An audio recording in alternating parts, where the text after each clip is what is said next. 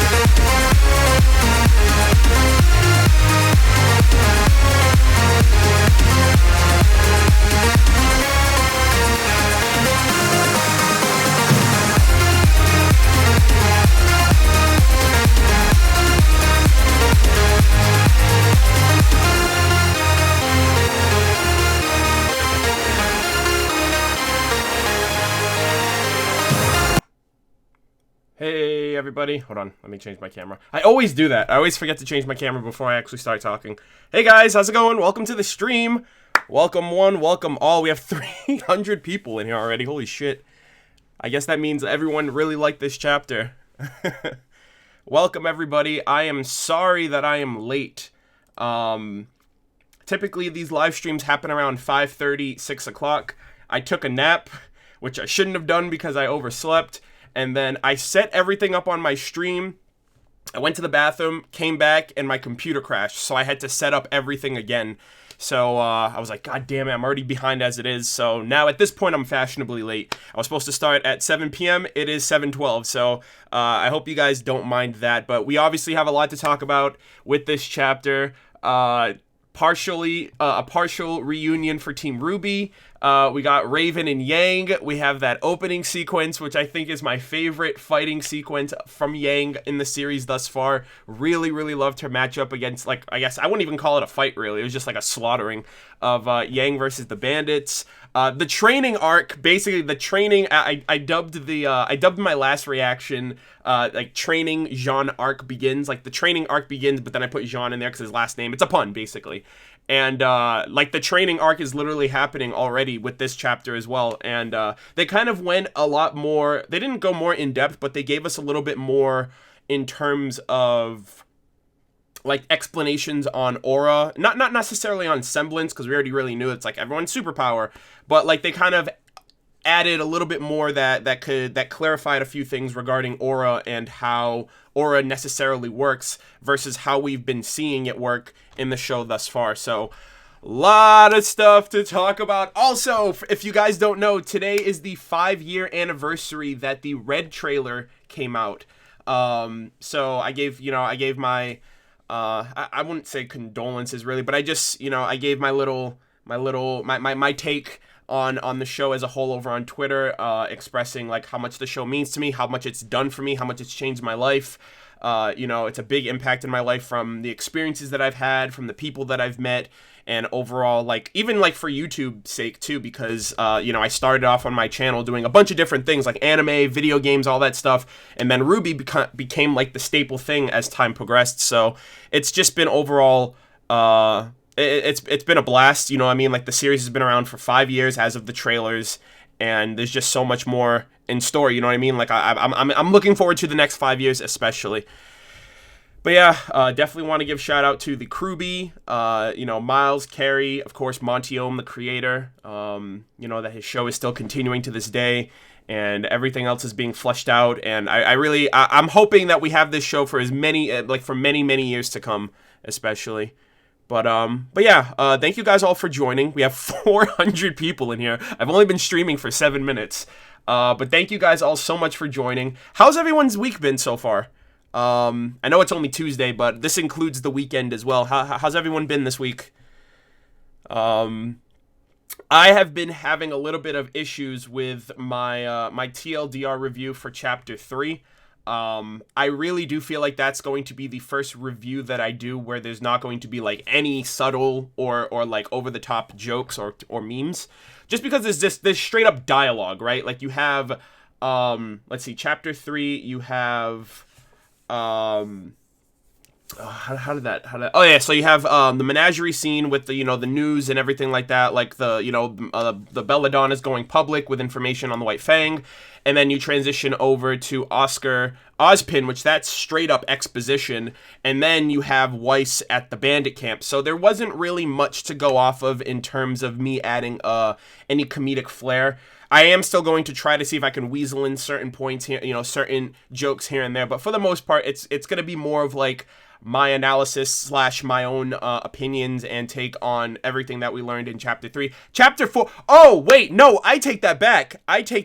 There is one thing that I am going, like, I'm actually putting a lot of effort into it, and I'm not going to tell you guys what it is, but it's going to be in Chapter 3.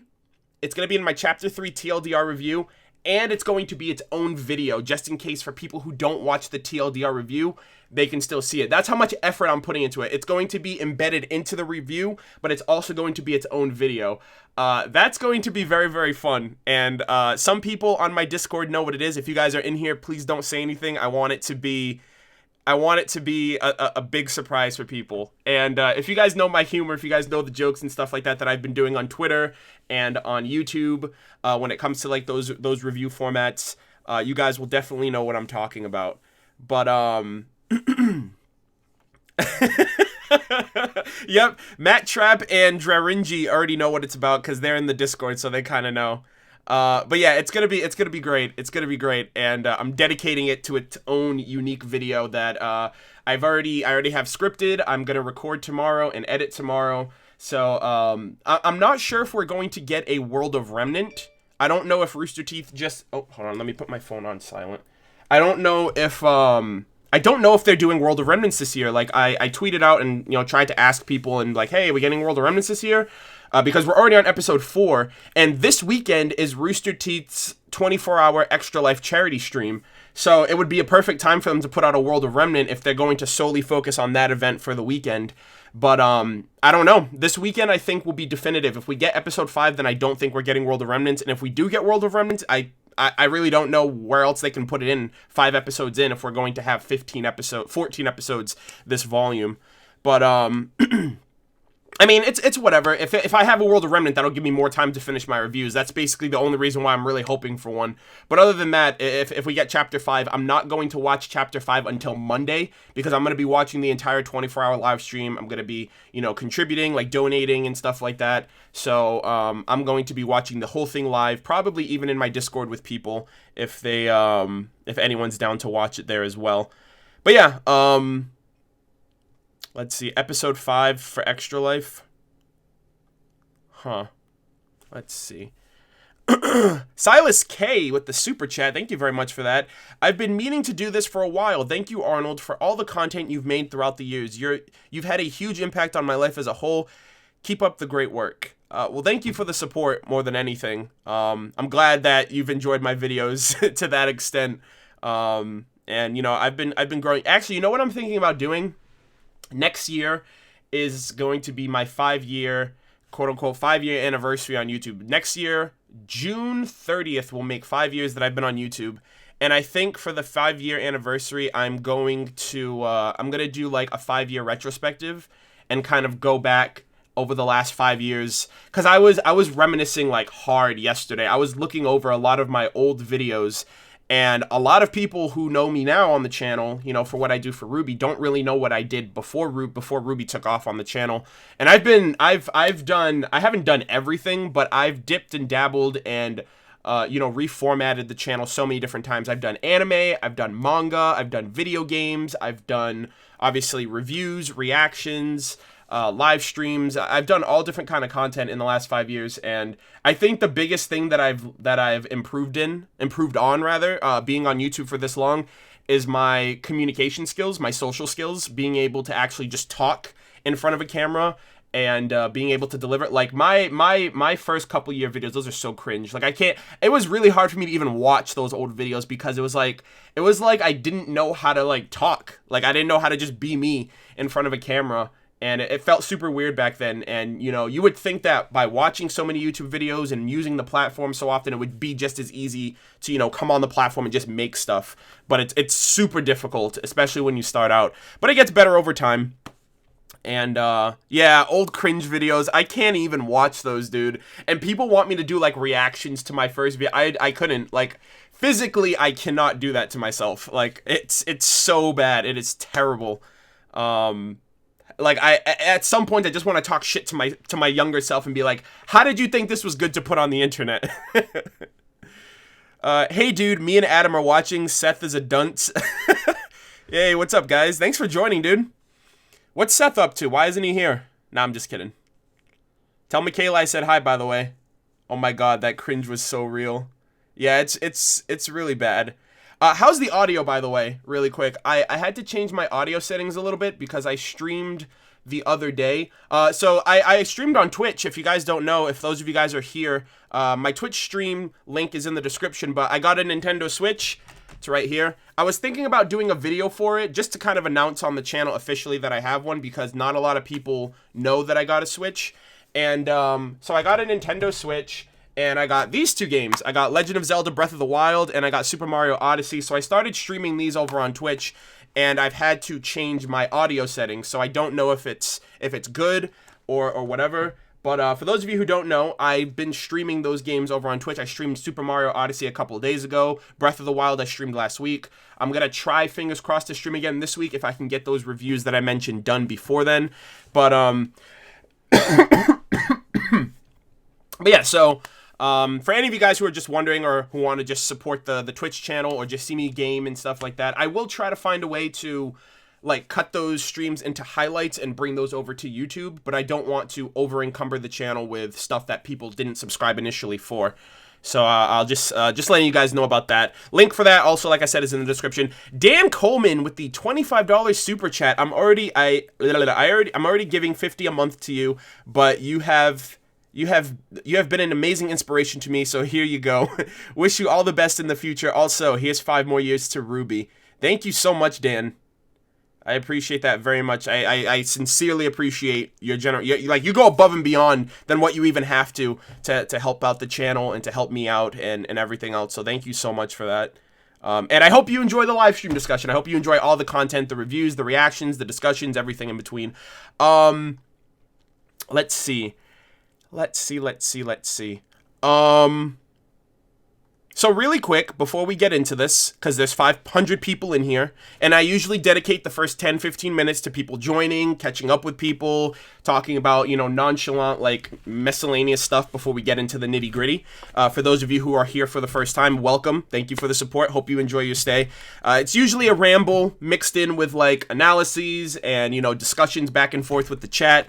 So if this is your first time here, I hope you enjoy. I hope you continue, to come back every week for these kind of discussions. And if you can't stick around for the whole thing or whatever, oh, Michael.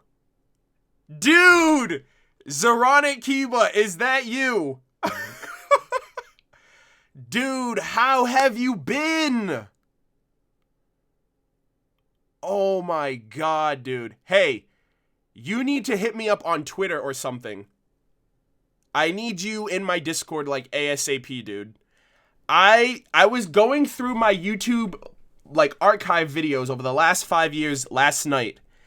And I was going through like my volume 1 and volume 2 reviews of RWBY. And I was thinking about like the people who were doing reviews back then, like me, Chibi Reviews, you, and a bunch of other people back during Volume 2. And I was just thinking about you. I was just like, damn, man, I wonder how Michael's doing. I haven't talked to him in so long. And, like, that was back when me and you first, like, met, basically. We met through RWBY Volume 2, like, our friendly rivalry of seeing who could get more views than who when we uploaded our reviews overall. But, dude, how have you been? It's been so long. College has been killing me. Okay, I completely understand that more than anything. But, dude, it's great to know at least that you're alive. Like, I haven't heard from you at all. I'm gonna get back on the grind shortly. Much needed hiatus. Nah, I get you. I get the hiatus grind. I get the need for, like, just the chill and kick back. But, dude, hit me up on Twitter or something. I'll give you my Discord server link. I definitely want to link up and catch up with you. What program do you use to stream on Twitch? I use OBS, what I'm using right now to stream on YouTube. And I use my Elgato HD60 capture card, hook that up to my Switch, hook that Switch up to my computer, my monitor, and I'm good to go. Weiss plus Yang plus Hug equals my face becoming a waterfall. So really quick, I'm going to get this out of the way. I know a lot of people were, like, super emotional with that scene. I teared up, but I didn't find myself overwhelmingly, like, overwhelmed with emotions as much as I initially thought. And I think that's because it hasn't been, like, everybody yet. And I mentioned that in the reaction. Like, I was tearing up and I was like, oh my god, I'm gonna be an absolute mess when the whole team is together. But, the big thing for that, too, that I feel is, like, personally from the show, I think that Weiss and Yang, we haven't really seen much from them two in terms of their on-screen development versus stuff off to the side. It was a tender moment, especially just because it's like, finally, somebody has seen somebody after everything that's happened at the Fall of Beacon, Volume 4. Finally, two members of Team RWBY have seen each other. And it was so weird. It was so crazy how that just happened because, you know, the circumstances that it happened in, like, she was there with her mom, and then all of a sudden, Weiss just happens to be there too. And they go through this whole scuffle, and then at the very end, it's so unexpected, and they just have that moment.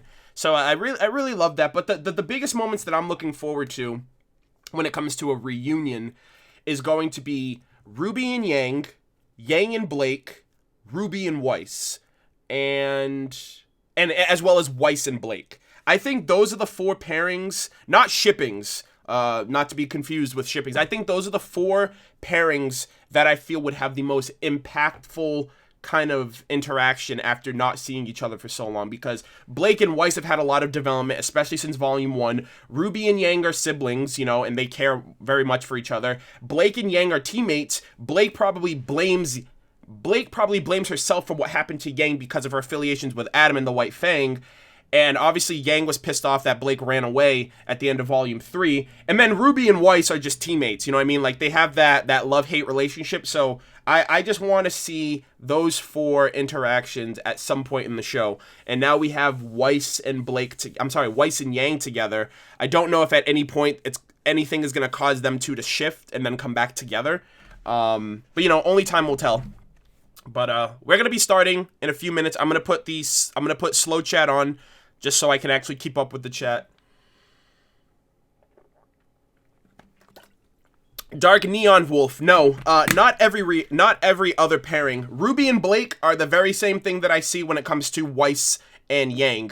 RWBY and Blake, I don't think they've even talked to each other since the show has started. Like, them two talking to each other. I don't think Blake and Yang have ever talked to each other in RWBY proper. And then the only instance that I can think of Weiss and Yang talking to each other in the show thus far was when it was Weiss and Yang paired together looking for Blake in Volume 1. And, you know, she was like, the innocent never run, Yang. So, like, that's mainly the big reason why I wasn't as emotionally invested in their reunion. Because I was like, I'm happy that they're together, of course, because they're half of a whole team. And they haven't seen each other in so long, and they've been through some crazy shit on their own and, you know, as a unit. But, if RWBY saw Blake, it would be so awkward I think that would be the most awkward, like, reunion. Because it's like, I don't, like, aside from shippings, which is like which is something that people just put together for fun, that has never really happened in the show. Like, Blake and RWBY have never really interacted on screen for the viewers.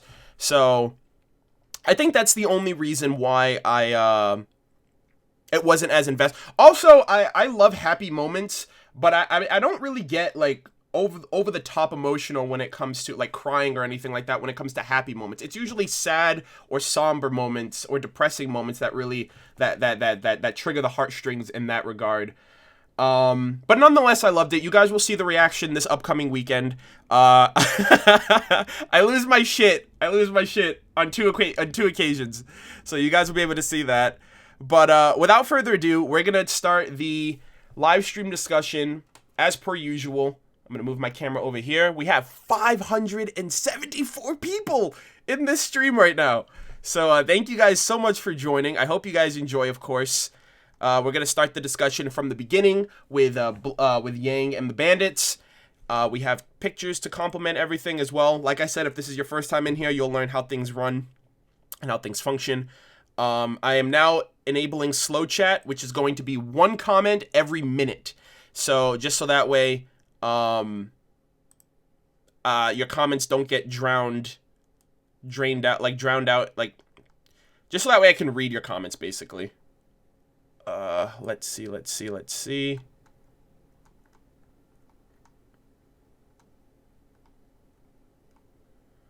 Huh. RWBY episode 4 pulled on my heartstrings. Alrighty. Let us get into this. Hold on, give me 1 second. Fixing my settings really quick. How are you, by the way? I'm doing good. Thank you for asking.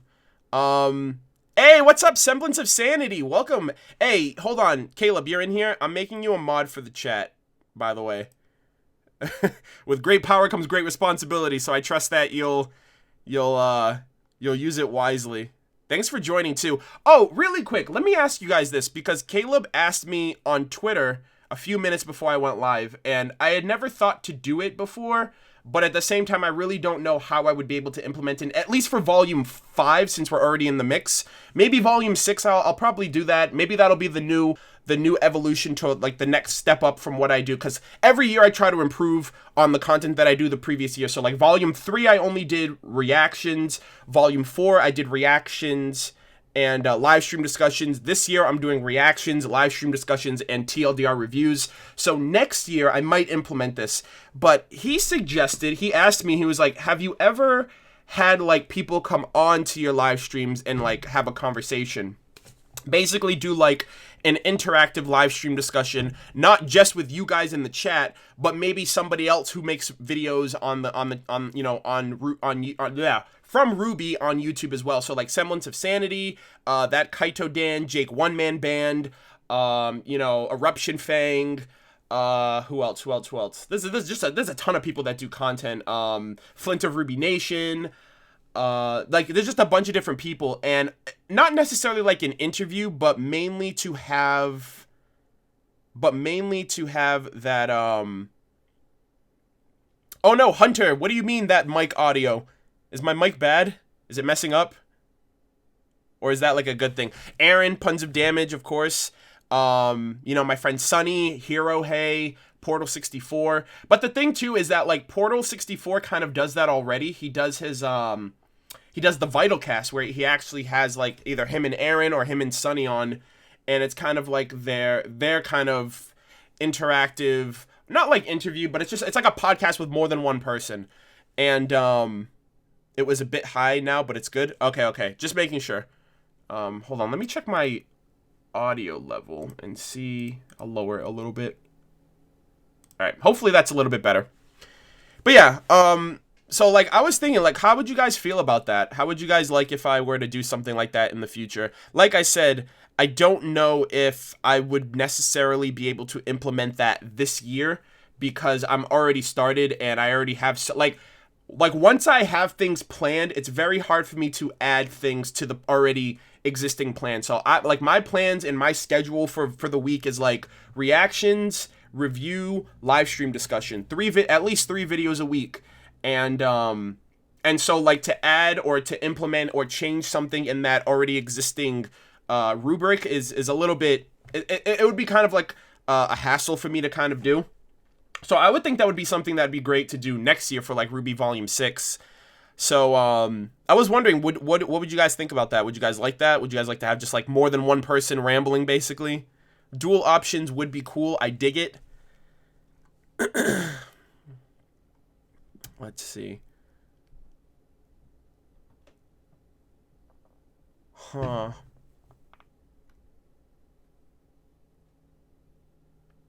Let's see. Yeah, so it seems like a lot of you guys are down for it. Yeah.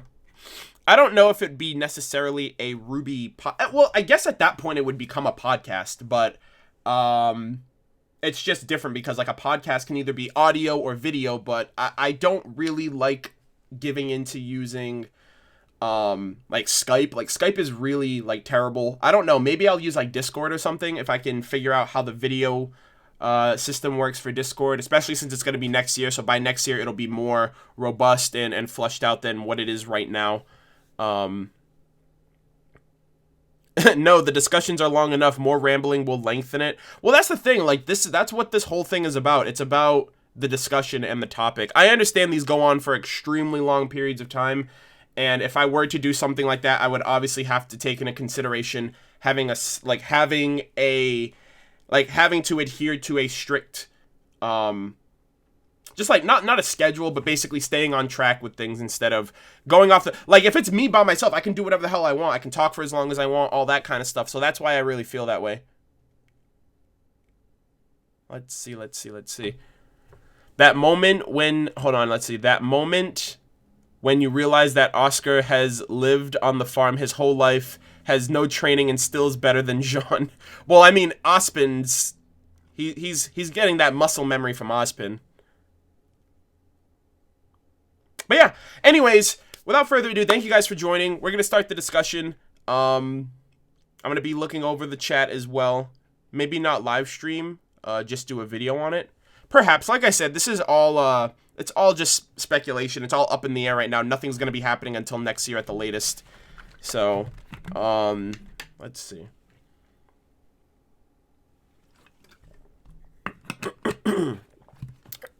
Alright, and then on top of that, the TLDR reviews are basically you get all the information from this in the TLDR reviews with some added comedy, so it's a little bit more exciting than just like hearing me ramble for 5 hours straight. But anyways, let us start from the very beginning with the bandit and the bike. I actually just came up with that alliteration. I was going to say the bandit and the bumblebee. Kind of sounds like its own like fairy tale or its own short story. I don't really know how... Wait. You could keep it audio only for the guests through Discord. That is true. I could make it an audio podcast. I wonder how that would work too. Legend has it Arnold will put up screenshots for the first half of the stream. Mr. Shady Man, yeah, you're gonna take your lumps. We're gonna take your bike. And I was like, dude, you clearly don't know who you're messing with. But yeah, I have a joke that I'm gonna put in my TLDR review. Something along the lines of this bandit riding Bumblebee. It's gonna be a little, a little crass, but I'm gonna try to make it funny nonetheless. But I don't think I took a picture of it. I forgot to screenshot it. But the one thing that I will definitely say about this opening scene here is the foliage, like the trees and just the grass and everything. Because like I would look at this, and then I immediately went back to RWBY Volume 1 and I looked at the Emerald Forest and I was like, Jesus Christ, this place is so boring and flat and no details, no textures, no nothing.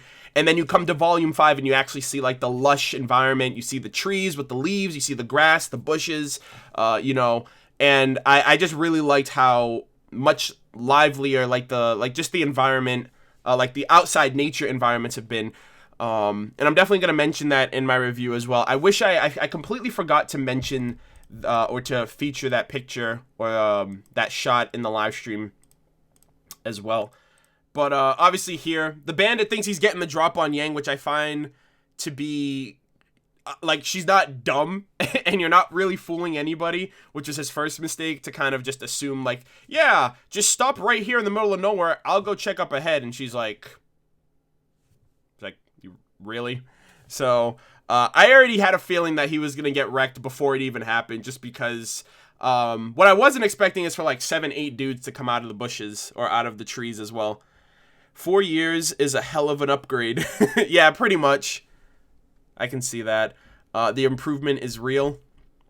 Graphics are definitely getting better and prettier. I think it was mentioned in the RWBY behind the scenes. Yeah, that's what I watched that as well. After noticing that, I watched I'm glad that they mentioned that too. But it's just it just goes to show, like, there's some people that even to this day will say like Volume 3 was better looking than Volume 4 or Volume 5, and I'm just like, no. Like, I think objectively that is just not true. You can argue animation was probably done a little bit better under the helm of like Monty and Shane and Dylan and stuff like that. But other than that, like, visually, RWBY Volume 5 is the best looking volume of the show, like, period.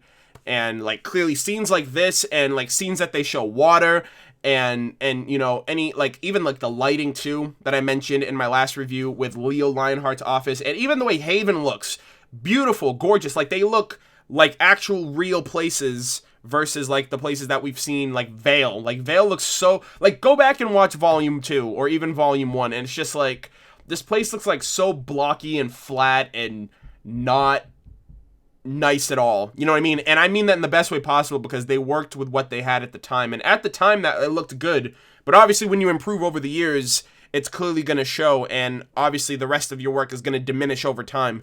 So really liked how everything's just looking so much better on all different aspects, whether it's in the city, whether it's like in a building or out in the wild. Really like those as well.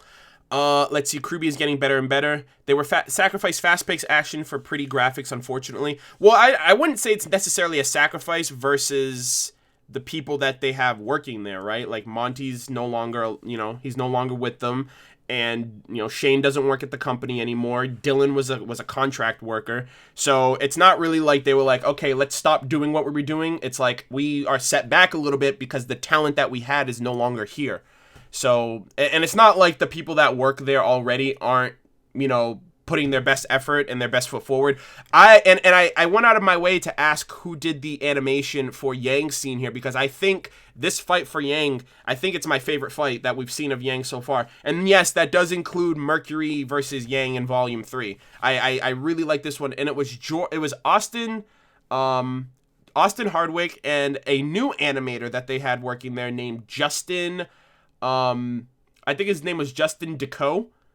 I think that's what his name was. I know his first name was Justin, and his name's in the credits as a series animator. But he's a new animator at Rooster Teeth. So Austin worked on the first half of this fight, and then Justin worked on the second half of the fight. And I think that's my favorite fight. Well, first off, I think it's my favorite fight of Volume 5 so far. And like I said, it's not really a fight, and actually, I take that back. I think obviously the Weiss one has to be my favorite thus far, because she just utilizes so many different aspects and ranges of her semblance and her summon. But like I said, I think this is my favorite fight that we've seen of Yang, maybe aside from the yellow trailer. But Justin DeCall. Okay, there you go. What's up, Kim? By the way, welcome to the stream. Calm down. Oh, Jason! God damn it! I said Who do Justin. you see as RWBY's most likely male counterpart when it comes to shipping? God damn it! I fucked up. Tell Jason I'm sorry. Tell Jason I'm sorry. I could have sworn his name was Justin. I remember asking you too, and I knew it started with a J, and I was like, Justin, and I just ran with it. I didn't even double check.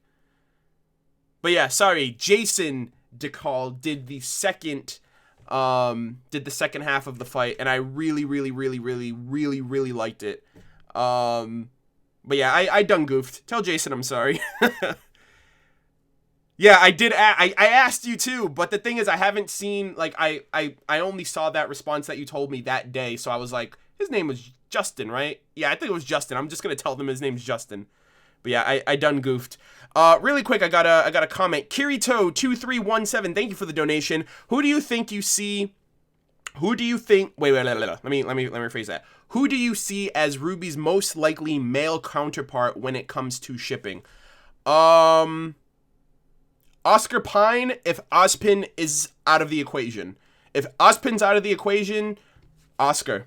I think that's just the most logical explanation. Like, in terms of, like, a male counterpart when it comes to shipping, like, everyone else, I really don't mind the age thing. In a way, I do, because technically, I guess if you apply it to reality, which a lot of people just apply it to what we know in our life, like, RWBY's 16, and all of the other students are 18 or older. And the only character that's younger is the youngest character of the show confirmed is Oscar, who's 14. And, 2 years, he's 2 years than RWBY. RWBY's 2 years than everybody else. And, I really don't see, I can't picture RWBY and like Sage or RWBY and Scarlet. First off, we haven't even really seen those characters. Like RWBY and Sun, like we clearly know he's interested in Blake. RWBY and Jaune. I can see RWBY and Jaune also, but I don't think Jaune would see her that way, just because of, the whole dynamic with Pyrrha and what's going through his head right now with, wanting to track down Cinder. Who else is there? Neptune. He tries too hard, and clearly something's going on with him. Clearly things are being pursued with Weiss for him. Who else? What other male characters are there that are of age? I really don't think there's any, I really don't know if there's any. Ren's spoken for. Oh god, someone said RWBY and Watts, obviously. And by the way, let me just say, I don't take what I say, like, I don't speak with any authoritative, I don't know. I just don't speak, like, whenever I say something, don't take it as don't take it as wholesale, or don't take it in an authoritative manner. It's not like I'm saying this, so it's true. It's it's my opinion or whatever. And like I said, shippings don't really matter to me either. What did I miss? I can't wait for this discussion. We're literally kind of going off the beaten path, but I'm just getting into the animation of Yang. Like I said, we'll get to that point when we come across it. But basically, shipping, I would see RWBY with at least either Jaune or Oscar at this current stage in the show, if it's a male character. So I'll leave it off at that. Let's see, just reading the chat. Okay, so yeah, Jason DeCall, let me say that again. and Austin Hardwick. They did the animation for Yang fighting off these bandits. And like I said, I think aside from the... And this scene right here was a little... I was like, is Yang, like, getting undressed? She, like, took her glasses off, took her glove off. I didn't even know the duster part of her coat came off either. So I was like, are those her pants? Like, what's happening right now? So yeah, I really enjoyed the fight scene. And the animation overall. And something, too, that I like that they kept... And I don't know if anybody notices this, but I'm going to mention this in my review when I actually get to it. But, hold on. First off, Yang's arm's also a gun, by the way, which if you guys didn't know that from the opening. Yang's arm's also a gun, which is pretty cool. So she only needs one Ember Celica on her actual arm, and then her other one's mechanical. Has a gun embedded into it, so shout out to Atlas for putting that in. And then, like, this dude, he literally has the most bandit weapon I've seen in the show. Like, that's a weapon that I expect a bandit to have. It's like a pistol with brass knuckles and a knife. And my friend Jamie mentioned this too, but he has a bandana on his, like, around his neck, and it looks like his gun does too. Like his gun has like a little bandana on it too. And we were in the Discord when he mentioned that, and everyone in the Discord was just dying of laughter just because it's like, what the heck? That's actually true. So, it's wrapped with wire. It's also an Apache pistol. Literal firearm. Oh my god, that's so cute. But yeah, basically him and his weapon match. Which I guess it makes sense because Yang matches with her. Like, she stylized her arm too to match her. Bandit, X-Gun, OTP. Trigun Yang. Oh gosh. So really quick, you guys are gonna lose me here for a second. Give me 1 second. You guys are gonna lose me. Remember me how I once was. So this was the fight scene. I don't know if any of you guys noticed this, but the first attack that Yang does, I feel like that's like her signature opening attack, because she does that same attack. It's like punch. It's like kick, punch, trip, and then slammed into the ground, which is the same kind of, I think it's one hit less. I think it's like a kick and a slide that she does in volume 2 when she's, when they're on the train trying to stop the train in chapter 11, and she like winks at that one dude who's in midair, and she like punches him into like one of the carts. That's the same, I think that's the same technique that she does in this fight too with the first dude. And that's like a super awesome opening to her attacks. And it's done so clean. And then the rest of them are just like phenomenal. And one other thing too that I'll mention is that Yang has been kicking a lot more, like way more. I'm showing clips of the episode. Did anyone see the episode? Yeah, it's out for Rooster Teeth. It's out on Rooster Teeth's website right now, number 1. And number 2, if they haven't seen the episode, they shouldn't be in the stream. But yeah, it's completely legit for me to do this. If this is your first time in here. But yeah, so I've noticed that Yang has been kicking a lot more, and I think it's not necessarily because of her fight with Mercury. I think it's because of Tai, right? Like Tai Yang, she's been training with Tai since she's been back at home, since she got her arm back. Clearly weeks had passed since then. So I think Tai was a great mentor and almost like a therapeutic for her to kind of rebalance how she fights, how she thinks, and she doesn't just go into everything punching like One Punch Man or anything like that. Like, because up until volume 4, she's punched her way through everything. Even in Chibi, that's like a joke. She just punches her way through the escape room. She like, that's all she does. She does the Dempsey roll. That was her signature like ace in the hole, was like her semblance and her Dempsey roll. And I like how now she's becoming a lot more versatile when it comes to actually fighting off her opponents, not just punching her way through, but actually kicking and just being a lot more. I felt a very calm and a very cool-headed Yang in this fight. Like, especially leading up to the fight. I think if this was before volume 3 or before like what happened to her in volume 3, I think like that bandit messing with her and those and the bandits coming out to like to ambush her. I think that would have pissed her off. I think she would have lost her cool a lot sooner than what actually happened, because she was very cool. She was just like, all right, is this everybody? Oh, the bandit camp's that way? All right, thanks for that information. And then he was like threatening her, and she just like she was like, all right, come at me, bro. And that and she has body bags for days at this point. So I really do like how I appreciate, like, especially the effort that went into the animation for this fight. Like I said, I think this is my second fight, or if not my favorite one of Yang's, aside from like the yellow trailer that was done. And Austin and Jason did a great job on it. So definitely want to give props to them in that regard. One thing that I'll also mention here, and this was something that I had, we had a discussion about this, about Yang's, like the tremors almost that she's having at different intervals. So the first time we saw her like arm shaking was when she went to go and grab the bottle of water in that shop, or that gas station rather, back in the first episode. And initially I was like, okay, so she's dealing with that PTSD still.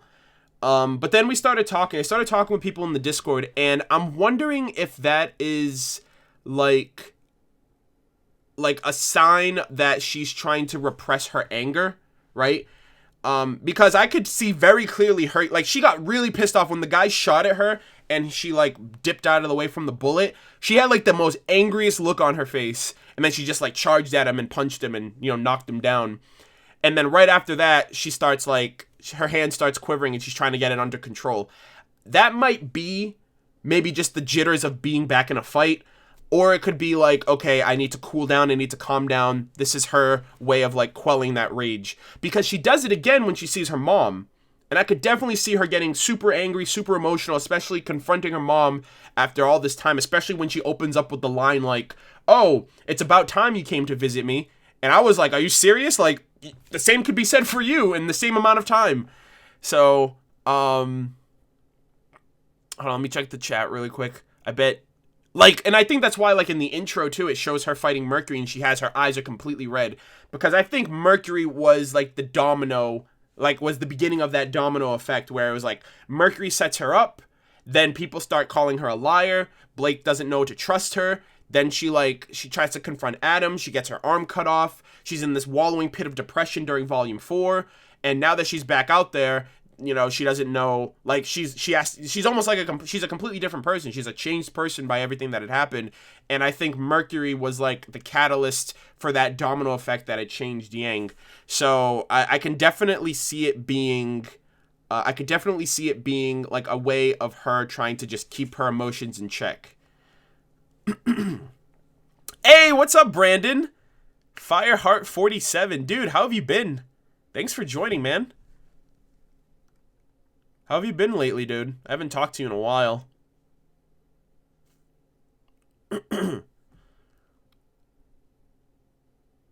Huh. Why do you think Yang never actually shot any of them? That's an interesting question. I feel like it's just because she knew she could take them without wasting any ammo, to be completely honest, which is literally what happened. She didn't need any ammo. She didn't even really need her aura. She just dodged the bullets with her metal arm, and she just, like, one-shot everybody. So I just think it was just a matter of, like, she had it under control, and she just gave into, like, her martial arts, like her hand-to-hand and, her kicking, to get the job done. Saved her ammunition at the end of the day. Or maybe she wasn't as bloodthirsty as we were led to believe. It's almost like she's trying to keep her blood pressure and anger low. She needs to vent. She needs some way to vent that. Yeah, basically. I do think that is, I do think that it could be that. It could also be the sense of, like, shit, I'm back in a fight right now. The last time I was in a fight, it didn't go very well. And, it's triggering those post-traumatic moments for her, when it comes to her thinking back on that. Let's see, am I the only one to notice that the inhabitants of Anima seem to be both Asian and South accent ethnicity? Yeah, that's basically the aesthetic.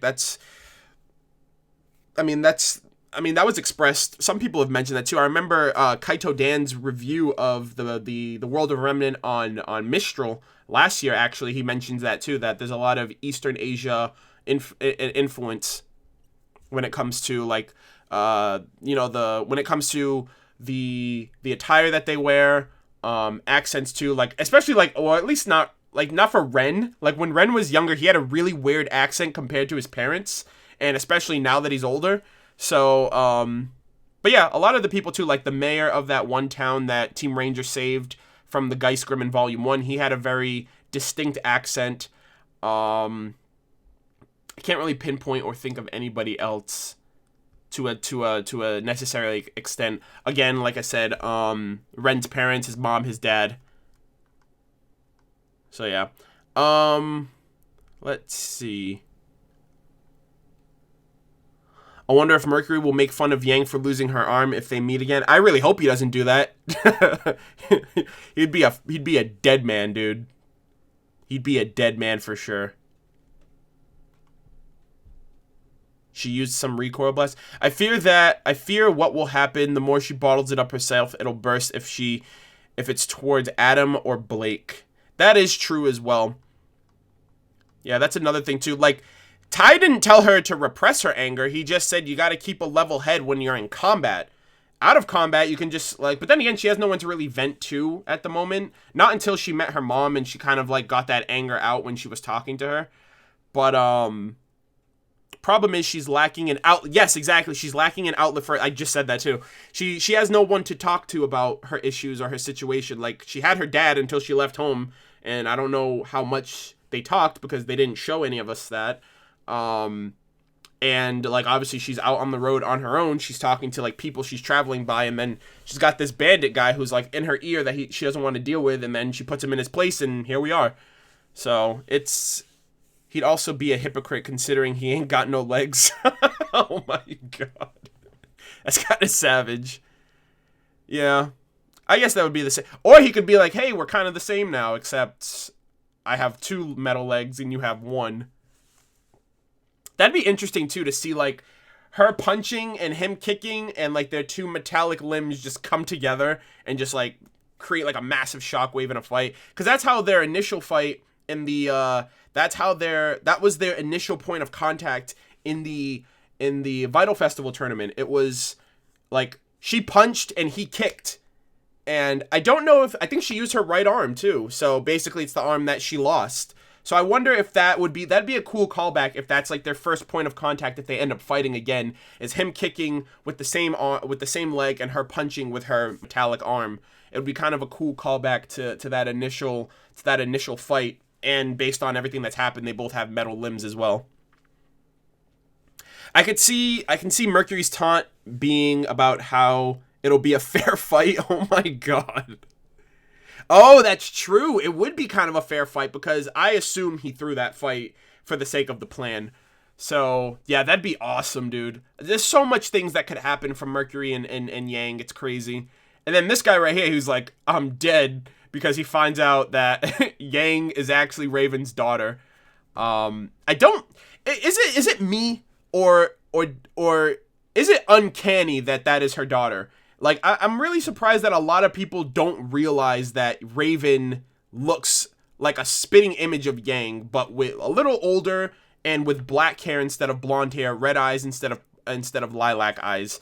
Am I, like, going crazy? Or is that, like, a suspension of disbelief that you have to put on the characters? Because it's, like, clearly we as viewers know that they look the same, but not everybody would probably make that correlation in the real, in the world of Remnant. Like, Weiss, I don't think Weiss realized that was Yang's mother until Yang told her. She's like, well, that's my mom, and she can take us to RWBY. She's like, your mom kidnapped me? It's like, I think I go crazy. I'm like going crazy. I'm like, why is this like new information, or why, like, I don't know.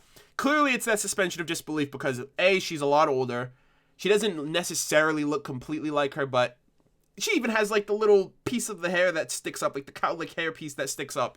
That's like definitive right there. Like no one else in the show has that but them too. Yeah, Raven's hair is awesome. Raven's hair is a little bit more Raven's hair is a little bit more like wild than Yang's is, but it's still very much similar. How old is Raven? I have no idea. She's got like wrinkles and stuff like that, but clearly it's a distinction to show that she's older, because in volume 2 they literally just took the Yang model and just then just did a color palette swap, and there was no distinction that was like, nah, that's not her. That's not her mom. Like some people were saying, oh, that's her twin sister because she's too young to look like her mom. So I like how in volume 5 especially they're able to give that sense of aging with Raven, especially with like the wrinkles under her eyes. But no, there's no confirmed age for well, there's confirmed ages for a lot of the characters. Like a lot of the students are 18 at this point. RWBY is 16. But for any of like the adult characters, we don't really have an age for them. We're not here for your money. Hey! I guess this is round 2, Blondie. Nice to be in this team again. OMG Raven hype tilde. Thank you very much for that. I don't know how to pronounce your name. Let me try this. Let's see. Zyorgun? I think that's how you say that. I guess this is round 2, Blondie. Yeah, because last time he said there's not going to be a next time, Blondie. Yeah, I can definitely see that being a thing. I can definitely see that more than anything, because last time, the last thing he said to her was there's not going to be a next time, Blondie. And I think the joke's going to be on him once they actually see each other, if the intro obviously is anything to go off of. I wouldn't want to know Raven's age. Really? Why not? People keep saying that Raven is a MILF because she looks so young. Well, they're not wrong. So, I mean, I'd say 30, 40. That seems right. That seems like a reasonable... Well, Yang is 18. So, even if Raven had Yang at 18, she would be 36 right now. So, she's at least late 30s... any point in her 40s. At least. But of course, I assume it was a lot longer before she had Yang. Yeah, she's probably in her 40s at some, at some point she's probably in her 40s. Probably the same age as Ty. Well, I mean, that's even harder. That's an even harder gamble to try to follow, because for that, it's like, well, we only really have, well, I guess, in a way, you could probably put that in the same category for Yang. For Yang's age, because, that's the mom and dad. Yeah, let's keep in mind, Raven came first, so, yeah, so, bow chicka bow wow. But yeah, so it's just a matter of, I feel like even moments like that are irrelevant. Like, I guess you just want it for, like, the nitty-gritty details, but I really don't think it matters how old these characters are. Unless that's relevant to, like, sequence of events that we could find out about based on how old certain characters are. So, Raven is 75, Kappa. Imagine, dude. But yeah, so this is what I really want to talk about. So we have the training arc already. Oscar versus RWBY. I would honestly say they're evenly matched, which is kind of sad to say on RWBY's part, but also not completely fair, because Oscar's been learning a bit of muscle memory from Ozpin. Like, Jaune briefly mentioned that too. He was like, wow, Oscar's picking up on this already. Like, he was like, Ozpin wasn't kidding. Oscar's picking up on this fast. And Ozpin mentioned, like, over time, Oscar will pick up on the muscle memories. And this is basically kind of like the bleeding effect from Assassin's Creed, where the more time you spend in the Animus, the more time you spend living the life of your assassin ancestors, you learn a lot of those techniques and you learn a lot of those skills in the real world. So Desmond was able to learn how to, scale walls and, how to use the hidden blade and how to fight based on using the Animus and the effects and the aftermath of the bleeding effect. And I think that's basically what's happening to Oscar. Oscar's basically learning, like, the bleeding effect of Ozpin's combat is bleeding onto Oscar over time, to where they're going to be literally both in mind and body one and the same. Like, they're going to basically assimilate, and they're eventually going to merge, and it's not going to be Oscar and Ozpin, it's going to be literally just Ozpin. It's weird, too, because while the memories do stay with you, it's the individuality of that person that I think fades in with the rest of, you know, the lifetimes that Ozpin has accumulated over the century, over the thousands of years that he's been dying and reincarnating, which is like, and we talked about this, you know, last weekend with, you know, when we actually got the information on Ozpin, and it's like, it's very odd to just like to come down to that middle ground, because we don't know the dynamic of any previous life that Ozpin's dealt with. Like, we're getting it from the first-hand experience right now, but we don't know, like, was there ever a point of struggle? Was there ever a moment where, you know, one person didn't agree with the other? And how did that assimilation work? Who took over who? Like, I don't think it's like a hostile takeover, like Ozpin engulfing the previous host, like the previous person. But at the same time, I don't know if there's going to be any hints of Oscar, like Oscar, the farm boy Oscar, because they're clearly two different people, but slowly over time they're going to become like one and the same, to where you're not going to be able to tell who's who. But because the memories are there, you know who you were prior, or, you know, anything like that. But the reason why I say that is because Ozpin mentions he's died and reincarnated and died and like, he keeps his memories of the people that, you know, and the experiences and moments that he's dealt with, but he speaks as if it's just from his perspective. He's not, there's Calm never like down. another We're person. not here for your money. I think we will lose Ozpin and keep Oscar. However, Ozpin's memories will be with Oscar in the mannerism of Ozpin. So, oh god, that's so fucking meta. I literally just had to like stop and think about that for a second. It's mainly because Ozpin is not only a name, but it's a title at this point. So that's like the weird part of it too. Because like, to me, Ozpin is the culmination of all of his previous lives. It's not necessarily an individual identity anymore. And obviously we have Oscar. So what you're saying is Oscar is going to become the head honcho, but he's going to retain the memories of all of the previous iterations of Ozpin. So, oh, that's so weird though, because he even says too, like, I've been dying and reincarnating. It's a strenuous process for everyone involved, but I am changed, and, you know, and I'm forever changed, but my memories stay with me. So, like, that's just so crazy to think. Like, okay, like the big thing for me is like, what I want to know is what happens to either or.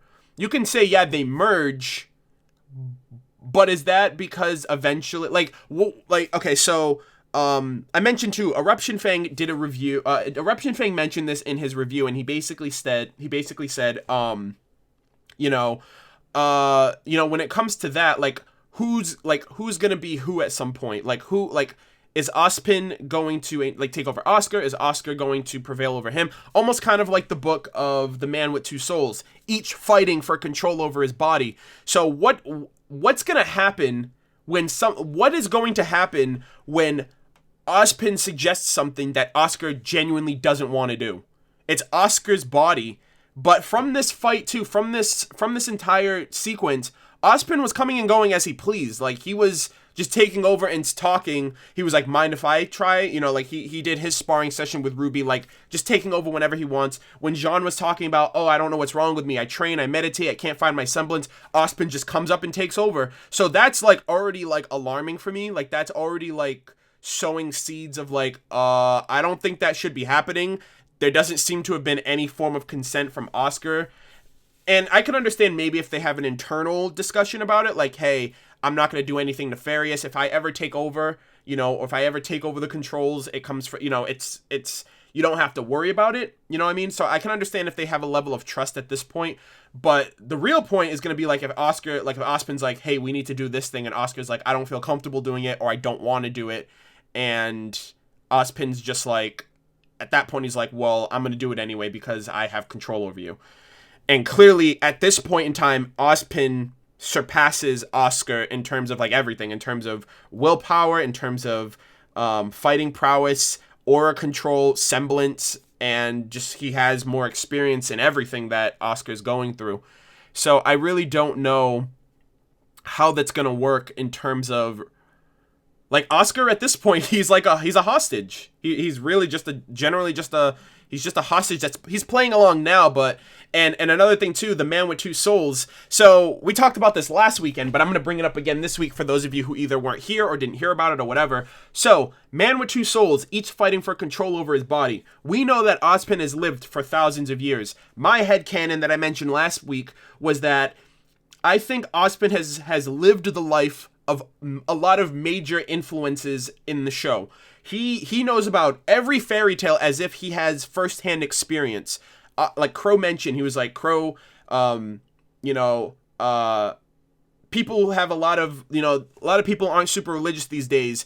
And, as a result, people have created dozens of gods. But if you believe Ozpin, 2 are actually real. So he knows the history and story about the gods from like the origin, and the gods are the ones who gave him this quote unquote curse that he has. Another thing that Ozpin knows a lot about are silver eyes. Crow mentions in the finale of Volume 3, he says, what was it? He says, before huntsmen, before kingdoms. Oh yeah, he was like, there are a lot of legends and fairy tales out there, some true, some made up, but there's one that Ozpin told me from way, way back, before huntsmen, before kingdoms, about the silver eyes. So he knows about even the origins of the silver eyes. Ozpin narrated the world of Remnant for the Great War, and about the King of Vale, as if he lived that life. He narrated the story of the maidens, like the wizard, as if he lived that, like knowing specifically the intricate details of each maiden, what they provided to the wizard, how the wizard repaid them, versus the kind of blanketed story that was given with Pyrrha, in chapter 6 of volume 3, as if he lived that. And he's lived for thousands of years. The maidens have existed for thousands of years. He actually was around since that story has been around since he was a boy. You know what I mean? Because he's been a boy and a grown man and died and been a boy and a grown, like he's lived and died so many times. So it's very believable that he's been around since that story originated. So like I said, my headcanon, I think Ozpin was the wizard, died, reincarnated at some other point. He has also been the King of Vale. I think to an extent, I wouldn't be surprised if he's been a silver-eyed warrior at some point. I would not be surprised if like one of his past lives was like a silver-eyed warrior. I wouldn't be surprised, and I wouldn't be surprised if that book, the Man with Two Souls, I wouldn't be surprised if that's like his autobiography of like a point in one of his lifetimes where there was a struggle between him and the person that he was sharing a body with, and they're fighting for control. Wouldn't be surprised if that was also like an aspect of his life as well. And like I said, that's my headcanon. I think that's what a lot of other people believe as well on different aspects. Some people might think he was the wizard. Some people might think that he was some people might think he was the wizard. Some people might think that he was the King of Vale. I think he was both. I think he was all of these things that I'm explaining as well. That'd be cool if he was a faunus too. Thousands of years, right? And the world of Remnant with faunus suggests that faunus have been living on the world of Remnant before humans, which rings up the question of like, well, how did faunus come to be? Because we know how humans existed, but that would contradict the creation of mankind by the god of light and the god of darkness if in fact faunus predate humans.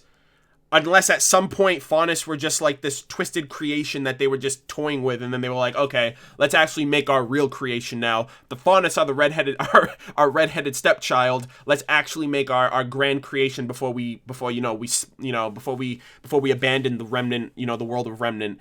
So yeah, I mean, I'm not saying Ozpin's everybody, but over thousands of years, the world of Remnant also suggests, when it talked about when Crow was talking about the relics at the school, he says that Ozpin's predecessors helped build the schools, right?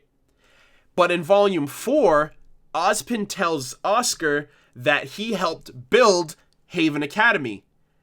So you put those two together, that means Ozpin helped build the schools too. So, and the schools were built to protect the relics. This is like ridiculous how much work this guy's put in. Like the world is basically like Ozpin's like somewhat creation. Everything is a piece of the puzzle. Everything is a piece of the chess match that he's going through right now with Salem. Everything has been put in. You know what this reminds me of, actually? You know what this reminds me of? Like to a T, what this reminds me of? Spoilers, by the way, for anyone who has not seen Full Metal Alchemist Brotherhood. If you do not want to be spoiled, I suggest you mute your mic. And when I put my hand up like this, that means the spoiler session is done. So when I put my hand up like this, that means the spoilers are done. So I'm gonna... Okay, so mute your mic right now. I'm gonna count down from 5, all right? 5, 4, 3, 2, 1. This reminds me of the homunculi and of Father, how they basically created the whole foundation of Amestris, like since it was founded, right? Like they founded the militaristic country of Amestris after Father basically sacrificed all of Xerxes to become, immortal. He then went to Amestris, and that's where he created he created like the militaristic capital. He created like the hierarchy system. He planted all of his homunculi in place, made Wrath the Führer, and I really do feel like that is a big inspiration too, because it seems like Ozpin's kind of doing the same. Like, it seems like Ozpin created the schools. Ozpin knows about all of these fairy tales and stories. Ozpin has been around for thousands of years, probably even before the creation of these said kingdoms. He probably founded these kingdoms too, and helped mankind develop all of these things in the way that he wanted. By the way, putting my hand up right now really quick for people who don't want to be spoiled on anything. Spoilers are now done. I got my point across. Hopefully you guys don't look at the chat, and hopefully you guys understand where I'm coming from. Yeah, I just realized too, they still I was about to say don't look at the chat either, in case. So, hey. I'm looking at the chat right now. That's the whole point of these live streams. I kind of go off the beaten path, but it's all for naught. I mean, it's not all for naught. It's, it's all relevant to an extent. Let's see. Ozpin is a creature of the god of darkness created with Salem, but Ozpin didn't agree and started to fight against her for power. That's just my theory, a RWBY theory. It's plausible. It's just like we literally don't have any information yet. So you're comparing Ozpin to Father, not like apples to apples, but when it comes to that aspect that I explained, yes. But anyways, I did get off topic to an extent, but all of this kind of correlated to Oscar and Ozpin and this whole training thing and how this is gonna work out in the future. But I find it very interesting. Oh yeah, RWBY got decked, by the way. For your money. What if Raven is right?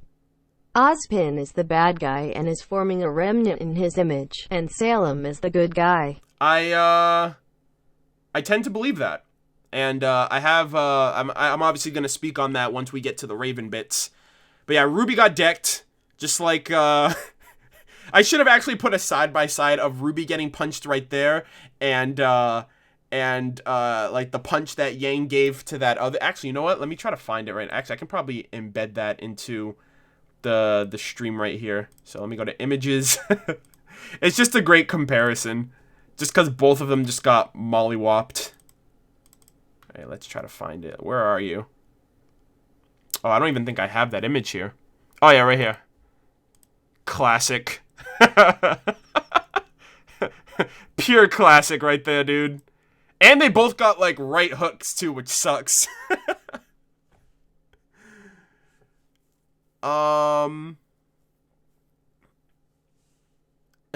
Boy, you're woke. Well, I guess, yeah, stay woke, stay woke.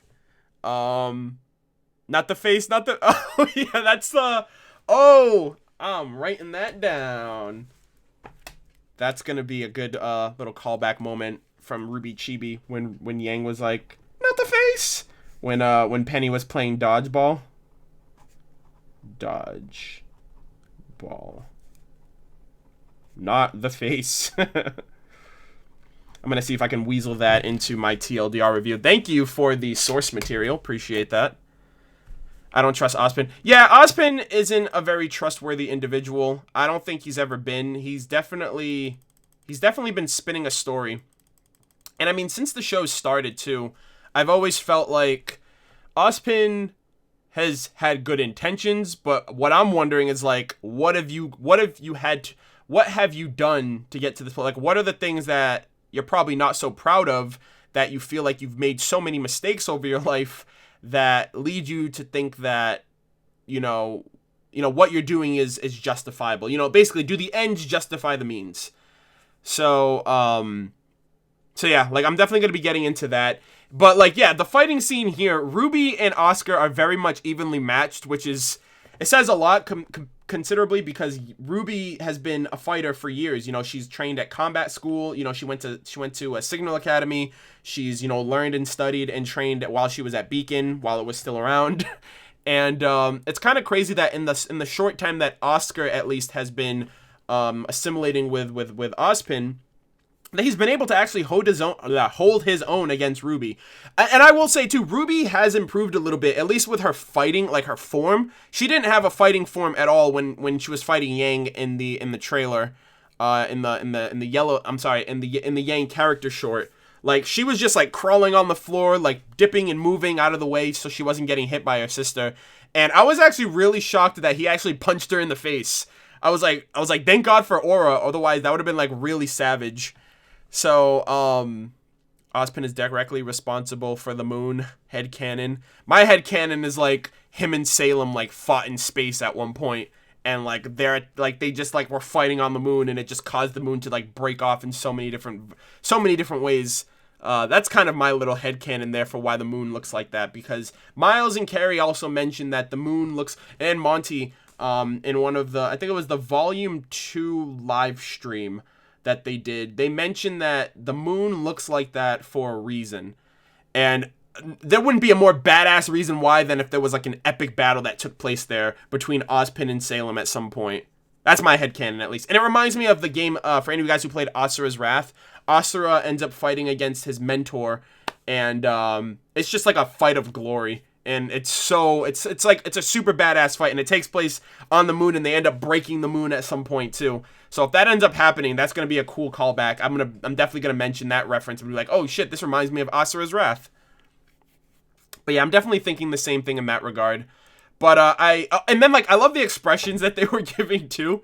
Like Jaune, like especially Jaune, just like looking over the fight and seeing RWBY get completely decimated, or Oscar get completely decimated, and then Ozpin takes over. Now, I want to talk about this, right? And this is going to get into the discussion now of Aura, and what we've known on Aura so far, and what this leads me to believe, because I haven't really talked to anybody on this topic really. So what I'm thinking, I don't know if I interpreted it the way that it was supposed to be interpreted, if I'm misinterpreting or whatever. First off, love the effects. I do like how like now they don't go over the top with the whole like hair change and clothes change. You know, like the color effects when we first saw Ozpin and Oscar, when we first saw Ozpin take over Oscar's body, it's just like his eye color changes, and I think that's subtle enough, and I think that's really, really cool. And that's probably another reason why Oscar has like central, what is it, heterochromia, which is like the outside of his eyes are green, which I assume are his actual eye colors, and then or however, whatever color Ozpin's eye color was. I think Ozpin's eye colors were green, and then the inner circles are yellow, which that actually might be what Oscar's true eye color is, because we never really know at this point, because it seems like Ozpin has been a part of Oscar since he died from Cinder in Volume 3. So the first time that we saw Oscar, I don't know if he was already there and we just didn't know, or if it was like gradual. But that's what I'm led to believe, at least right now. Let's see. The moon got destroyed in Dragon Ball Z. Well, yeah, but it didn't get destroyed from a fight. Piccolo destroyed it so Gohan would stop, like, raging. When you're playing a fighting game and you give the controller to your competitively ranked friend. Yeah. I loved Ruby's response. Yeah, no. Central heterochromia is when you have two different eye colors within the same eyes, like in both eyes. So like Neo has heterochromia because one eye is pink and the other eye is brown. Central heterochromia is when like what I explained, like his outer eye color is green while the inner eye color of both eyes are yellow. So that's basically what it's categorized as. Oscar is confirmed a Smurf.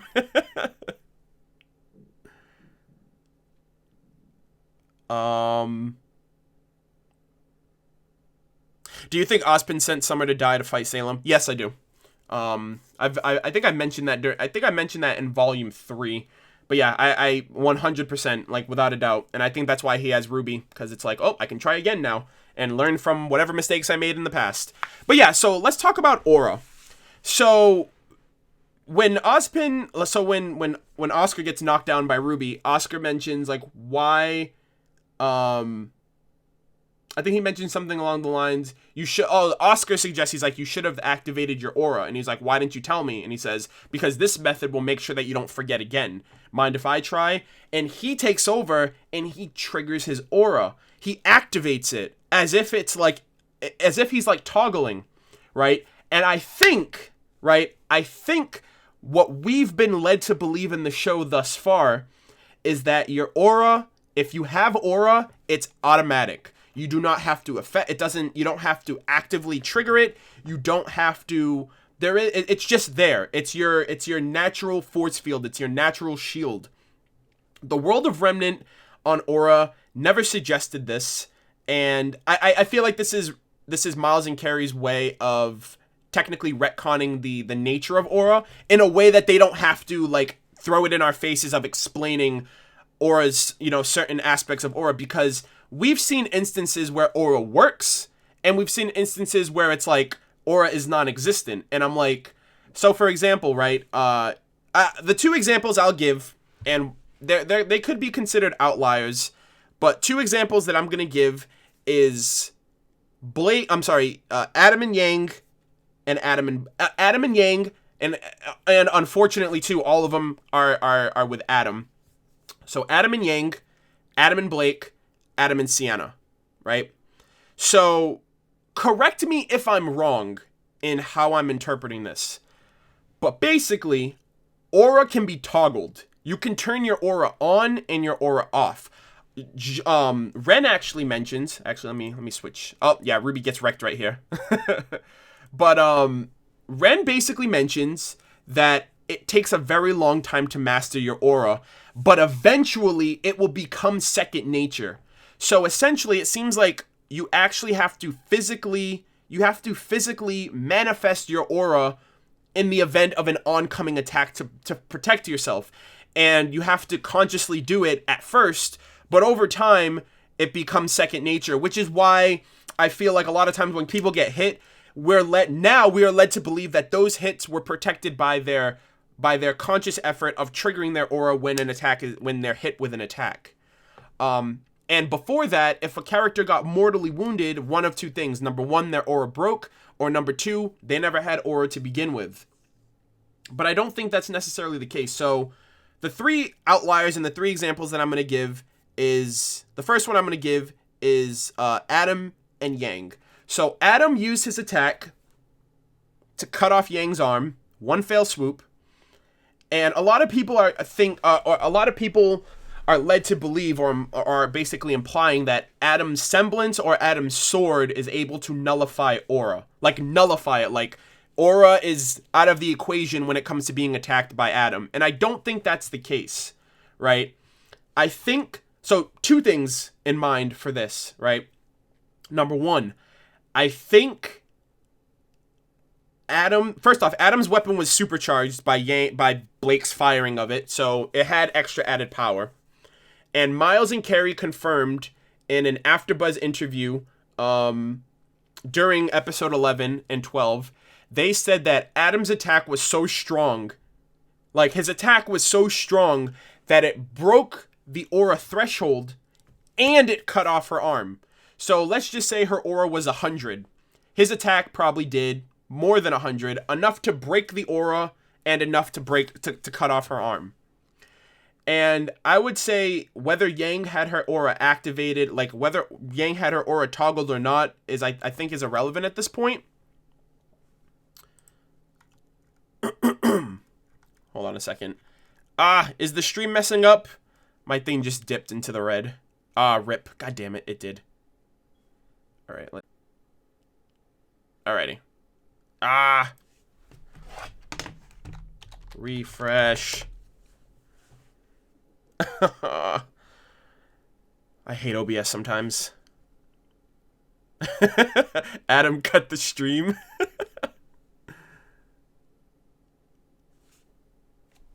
Refresh.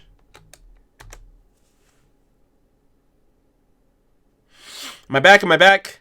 I literally just looked down and my thing's at 0 and I'm like, it's red. I'm like, God damn it. All right, no, sorry, my bad. Yeah, just refresh. Just tell people in the chat to refresh the stream. It should be good at this point. Yeah, someone also in the chat said that Adam cut my stream. Someone's like, Adam cut your stream just like he cut off Yang's arm. Jesus, you guys are savage. Alrighty. Yeah, just let people know in the chat to refresh the stream and we should be good. But anyways, okay. Getting back on track. So, I think in Yang's case, it was just she was up against an overpowered person. Also, I think the fact that she was extremely emotional during that time, right? If you freeze frame that shot, she actually has tears in her eyes and she's like yelling at the top of her lungs, just trying to attack Adam. And we all know Yang at that time, she's very stubborn. She's just very stubborn and she doesn't think before she acts. She's very hot-headed. So I feel like her judgment being clouded, she probably didn't even activate her aura. She was probably overconfident that whatever she was going to do to Adam was going to be successful. So I would also even say maybe she didn't have her aura activated. Now that's one outlier that could lead us to believe why she got her arm cut off and why the aura was kind of nullified in that situation. Blake's situation, I think, could come down to maybe her doing a lot of the fighting, you know, up until that point. Her actually being maybe even in shock by the fact of like everything that Adam's doing. He like slapped her. She's on the floor. She's helpless. She's worrying about Yang. And then he stabs her in the stomach. And I don't know if she was expecting that, maybe to the point where she wasn't able to toggle her aura to protect her. Or maybe it was also the effect that his sword was supercharged and that attack was enough to drain whatever aura she had left. The third one that I'm going to say is Sienna Khan. And for that, I'm going to say, I think one of two things. One, she never had aura to begin with, which is probably why she has guards protecting her and she's in a place of safety. And she probably never thought Adam would like turn on her like that to the point of killing her. But also the fact that if your aura has to be toggled in order for you to defend yourself, she didn't even see the attack coming. She turned around and she got stabbed. So at that point, she would have never seen the attack coming. She wouldn't have been able to activate her aura to protect herself, even if she was experienced. And I will go as far as to say she trusted him. You know, even if you want to throw the argument of, well, someone's getting close to you in that regard, someone is pushing this agenda forward that you've already said that you're not for, you know, red flags should be going up. Okay, maybe I should consider, you know, maybe I'm in a dangerous situation. Maybe something's going to happen. Let me trigger this aura just to protect myself in case, right? But I think it's the fact that when she turned around, she wasn't expecting to be stabbed. And at that point, the damage had already been done, or she never had aura, or Adam's sword maybe does nullify aura as a whole.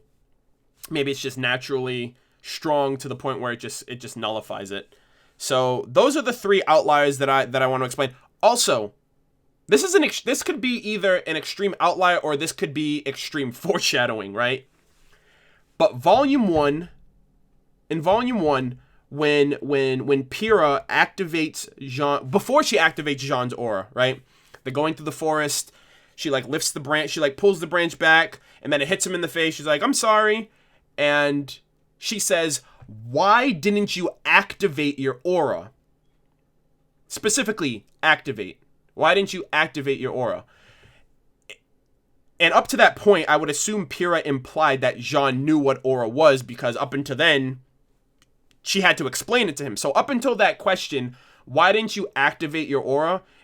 If she had to imply that he had to actively activate his aura, then maybe that could have been even like a slight foreshadowing that even if you have aura, it doesn't mean anything if you're not toggling it. So that could have also been, and like I said, I don't know if that was the intention. I don't know if that's a coincidence. I don't know if that's even something that should be sourced, because it seems like even back then we didn't really know as much about aura then than we do now. But or maybe it just plays into the hand of like this whole toggling thing. So yeah, I like the way, it's just the way that she said it. She was like, okay, let's imply Pyrrha implied that Jaune knew about aura.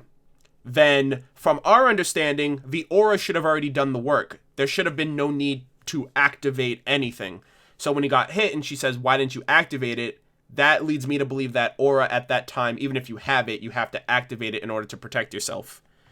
So yeah, like I said, don't know if it's a foreshadow, don't know if it's an outlier, don't know if it's something that's even credible, or if it's just a coincidence based on what we know now. So much foreshadowing in this show.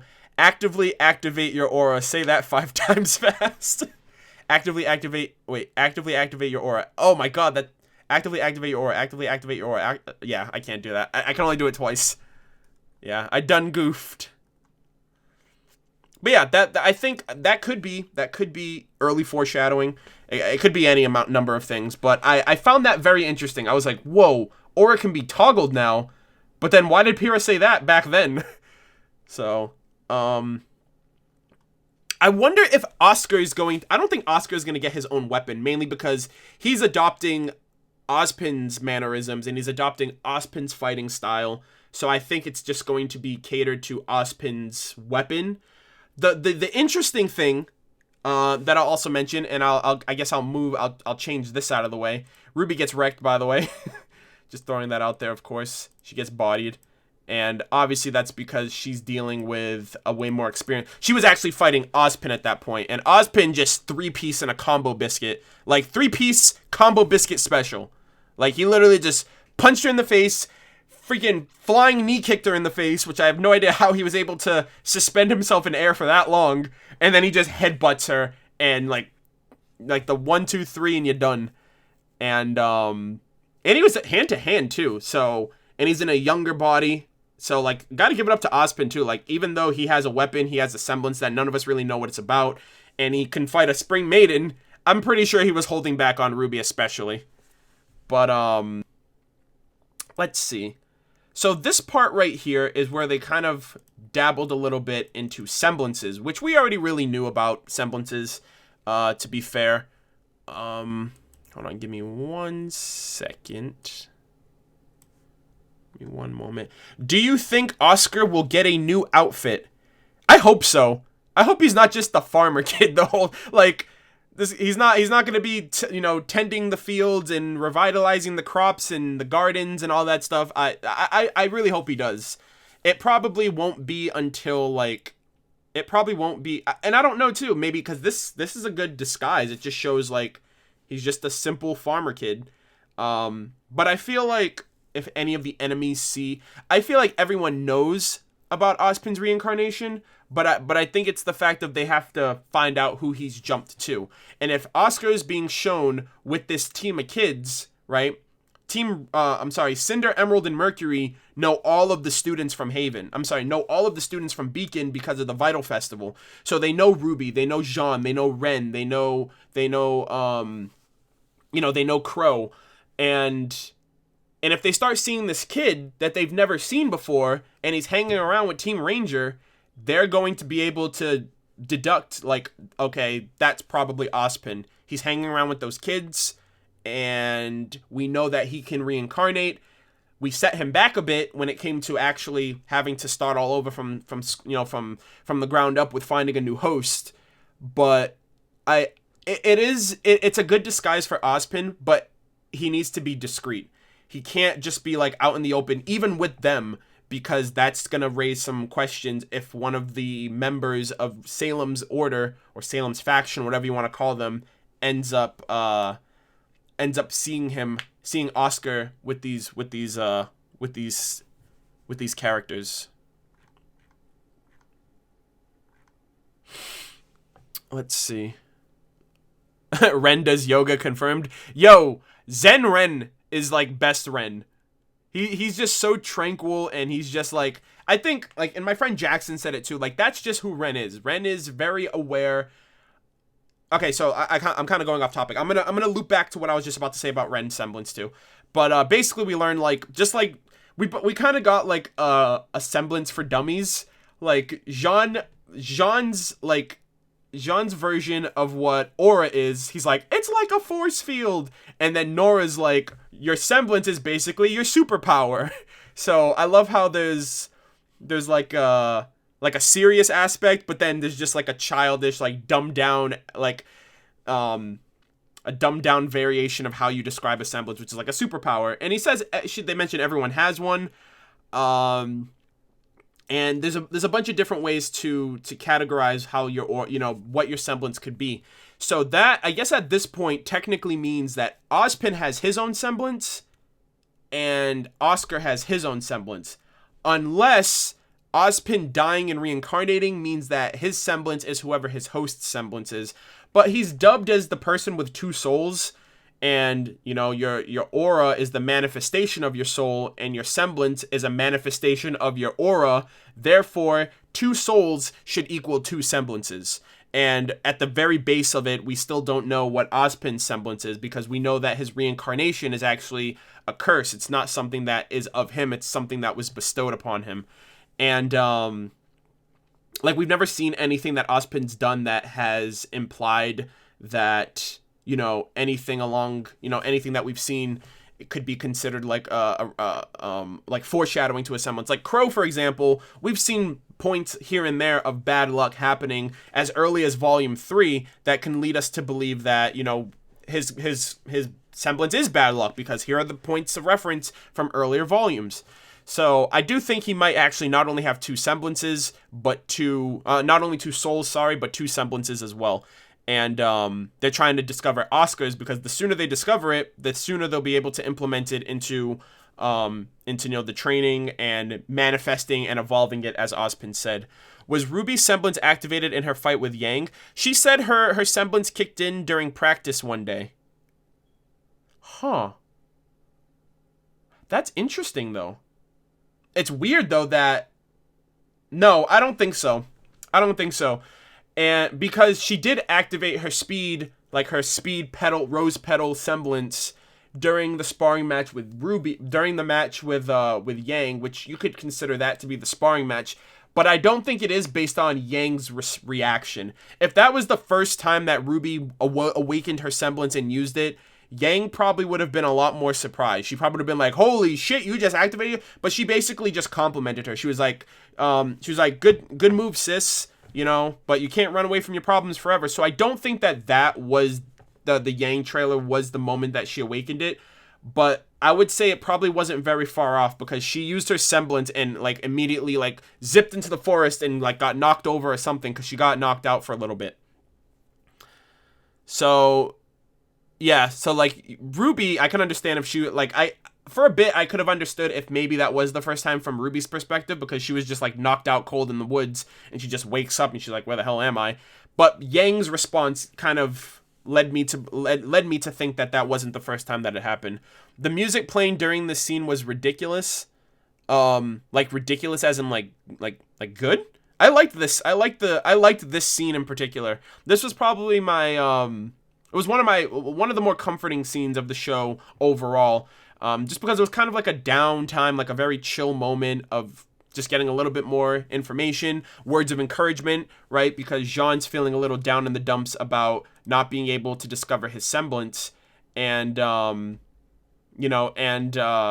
even mentions too, he says, they kind of go into, hold on, where, do I even have the picture? I don't think I do. It was the one where Ren's like sitting and explaining aura. Explaining semblances. But basically he says something, he basically goes into the discussion of like your semblance is, some people think like a semblance is a part of your personality and your character can define your semblance. Some people think it's the other way around. Some people don't believe that at all. And the first thing I thought of was the fandom, right? Because the fandom is very quick to approve, deny, or completely dismiss theories on like semblances or shippings or theories in general. Very, very quick to do that. And I just thought of the fandom in that regard. I was like, holy shit, he just described the fandom. When it comes to semblances, yeah, but when it comes to like a majority of things, like everyone's either on the same page, they believe it, or they don't believe it, or they're just some people that are just like, none of that's true, whatever. So I found that very, very funny. When he was like, of course, there are many who believe that he was like, of course, there are many people that believe there isn't a connection at all. And I was like, oh my God, that's so the fandom. So yeah, it was cheesy and I loved it. Yeah, that's what I'm saying too. Like, I loved it. Absolutely loved it. Hold on. What do you think, Ozpin? What do you think about the Halo 3 bubble shield that Ozpin summoned randomly during the Volume 3 finale? I mean, it's one of Ozpin's techniques that we really don't know about. Two souls fuse and maybe you get one semblance. But that's the thing. If two souls fuse, then he's not the man with two souls. He's the man with one soul that was merged from two. So, Amy Hedgehog, RWBY is now 16. RWBY is 16 years old as of Volume 4. At least 16. Time has obviously passed since then as well. So, at least between now and Haven, another month will pass. But, I mean, obviously time is slowly approaching. She's not 17. No, Dom. Her birthday's on Halloween, but that doesn't mean. But like the world of Remnant does not correlate with the world that we live in. So just because it's her birthday in our world doesn't mean that it's going to affect the aging of her in the show. I feel like that's just a thing that like animators do in general, like series do in general. Like everybody in Naruto has a birthday, but Naruto, during Naruto, even Shippuden went on for like 5-6 years. Naruto's birthday is November 10th. So just because November 10th comes around every year for the next 5 years doesn't mean Naruto's going to be from 15 to 20 by the end of the show. So I think that's more along the lines of for like a relatability sense for the fans. Yeah. And I mean, October 31st, unless they express that in the show as well. But at least we know now that the world of Remnant shares the 7-day-a-week cycle because Nora got struck by lightning. I love how, like, never a dull day. There's never a dull moment for Nora. Like, she is the saving grace of this show when it comes to, like, just overall sporadic excitement and just unexpected nature. Like, he was like, how'd you get your semblance? Struck by lightning, didn't die, so the only logical conclusion is that it's my semblance. And she was like, Crazy Thursday, which that could be even a pun in of itself, like Thor, because she's inspired by Thor, so Crazy Thor's Day, which I've been hearing a lot of people say over the last couple of days. So, see, like, it's just like, really, Nora? Like, you can't have a normal day, you can't have a normal experience, right? So it's like one day she wants to try to imitate a sloth. The next day she wants to eat all the pancakes. The next day she wants to drink all the syrup. The next day she wants to just break all the legs. And even as something as simple as learning your semblance, right? Ren learned it, got it from emotional stress. RWBY learned it one day during practice. I assume Yang learned hers or developed hers after a haircut because Ty even mentioned he was like, I remember your first haircut, which was like, holy shit, like based on like her anger and her semblance. That could have easily been like the first time she awakened it when she was like, my hair, and then just freaking erupts into a burst of flames. So, with all of that, so with all of that said as well, Nora's was just like, yeah, got struck by lightning. And you know how lucky you have to be struck by lightning? And then on top of that, live. And you also have to imagine too, right? Like, what was Ren's response? Because at that point, they were already friends.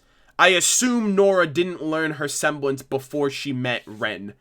I'm just implying that it's very possible, but based on how fragile and how broken she was before she met him, I don't really feel like that is. I really don't think that that'd be possible. Especially if you're getting bullied, you have a semblance that all you got to do is stick a fork in an electrical outlet and just fuck up all those bullies that are making fun of you and picking on you and all that. So yeah, it could have been after the fact, after she met Ren, and I would have loved to know what Ren's response was to that. Like, oh my God, Nora, you're dead. And she's like, no, I'm good. So, like she said, crazy Thursday. Dying from lightning is kind of rare. You are 90% likely to live after being struck. Honestly, if I got struck by lightning, I would go and try for the lottery. With that luck.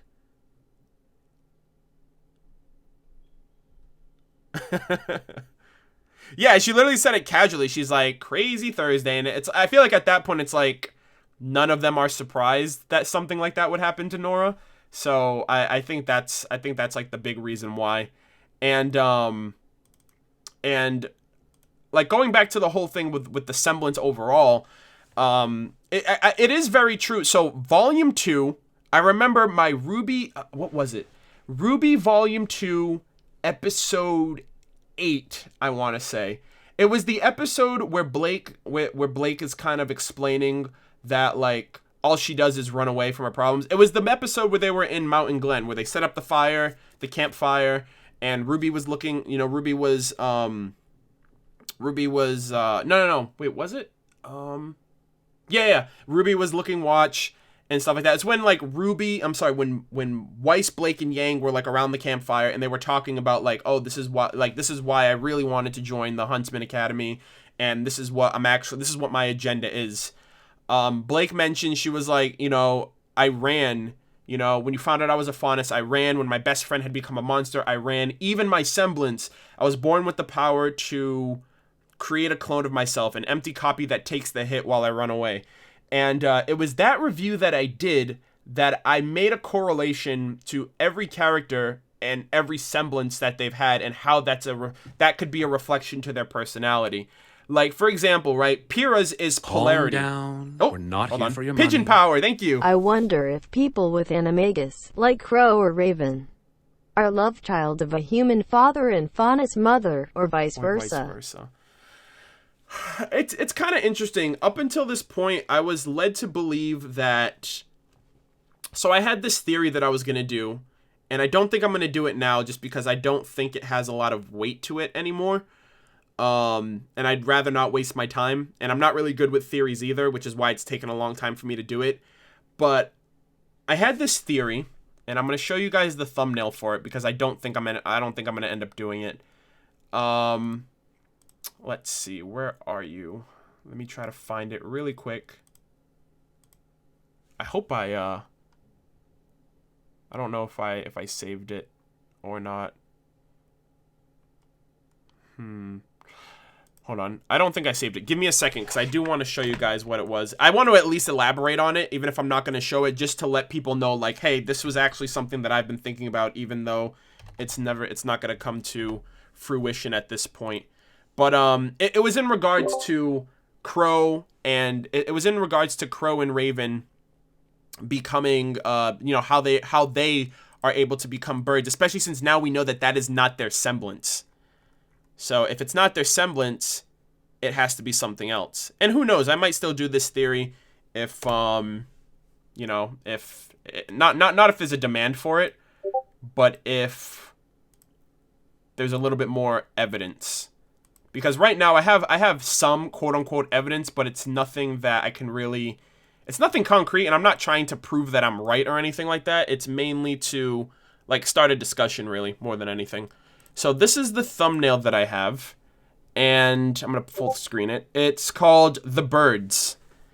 And you know what? I actually think I might still make this. So if you're watching this now, you're going to get kind of the early rundown of this theory, my thoughts on where it came from and whatnot. So we have seen birds in this show for a really long time.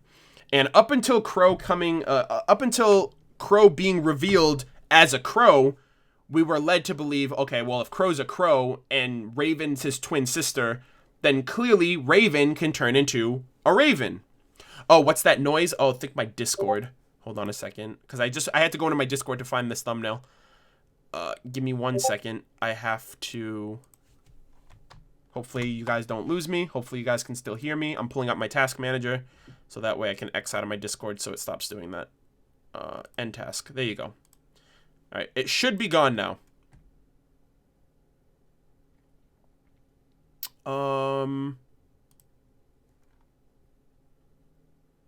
Wait, you hear a buzzing noise? Oh, I thought it was my... No, I'm sorry. That was my Discord. I had to pull it up to pick this out.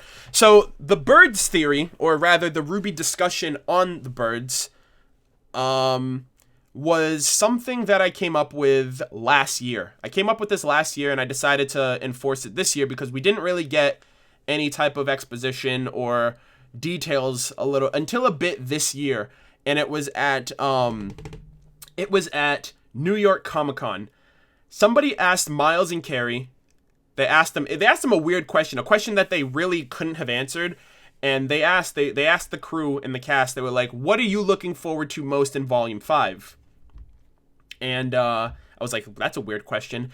And Carrie responded with, I'm looking forward to the birds. And that's why the title of this is called The Birds. Because it's all based off of, like, that one response triggered like a series of events in my head that led me to like have this discussion and this theory come to fruition, which now that I'm thinking about it, I think I'm still going to go through with it. So basically he said, I'm looking forward to the birds, whatever the hell that meant. Right. And then I started thinking, I'm like, well, the birds, you have Crow, who's a crow. You have Raven that is suspected to also be able to turn into a raven. But then you also have all of the birds that we've seen in RWBY thus far, right? There is a bird in the red trailer. There's a bird in the black trailer. There's a bird in the yellow trailer. There's a bird in Volume 3, Chapter 3. Like there's a bird overlooking Crow and Raven. I'm sorry, Crow and Winter in Volume 3 right before their fight. There's a bird outside of Yang's window at the end of Volume 3. There's a bird that's following Crow. When he's killing all of the Grimm, when he's tailing Team Ranger right before they go to Higanbana. And there's another bird that's overlooking the conversation that Crow is talking to the kids at the campfire when he explains the gods and the relics. And right before he leaves, they were like, is there anything else you want to tell us? The bird shows up and he's like, he looks at the bird and he's like, not tonight. And then he walks off. So there's a lot of fucking birds in this show. And then, like I said, Crow's a bird. Raven is suspected to be a bird. But Carrie says, I'm excited for the birds. Right? And now it's confirmed that the bird manifestation, whatever you want to call it, the animagus effect of turning into a bird is not a semblance. Yet Crow has one and suspected Raven has one. And so I started thinking, so a lot of people were thinking, oh, those birds that we've seen, all of those examples that I just gave you, it had to have either been Crow or Raven.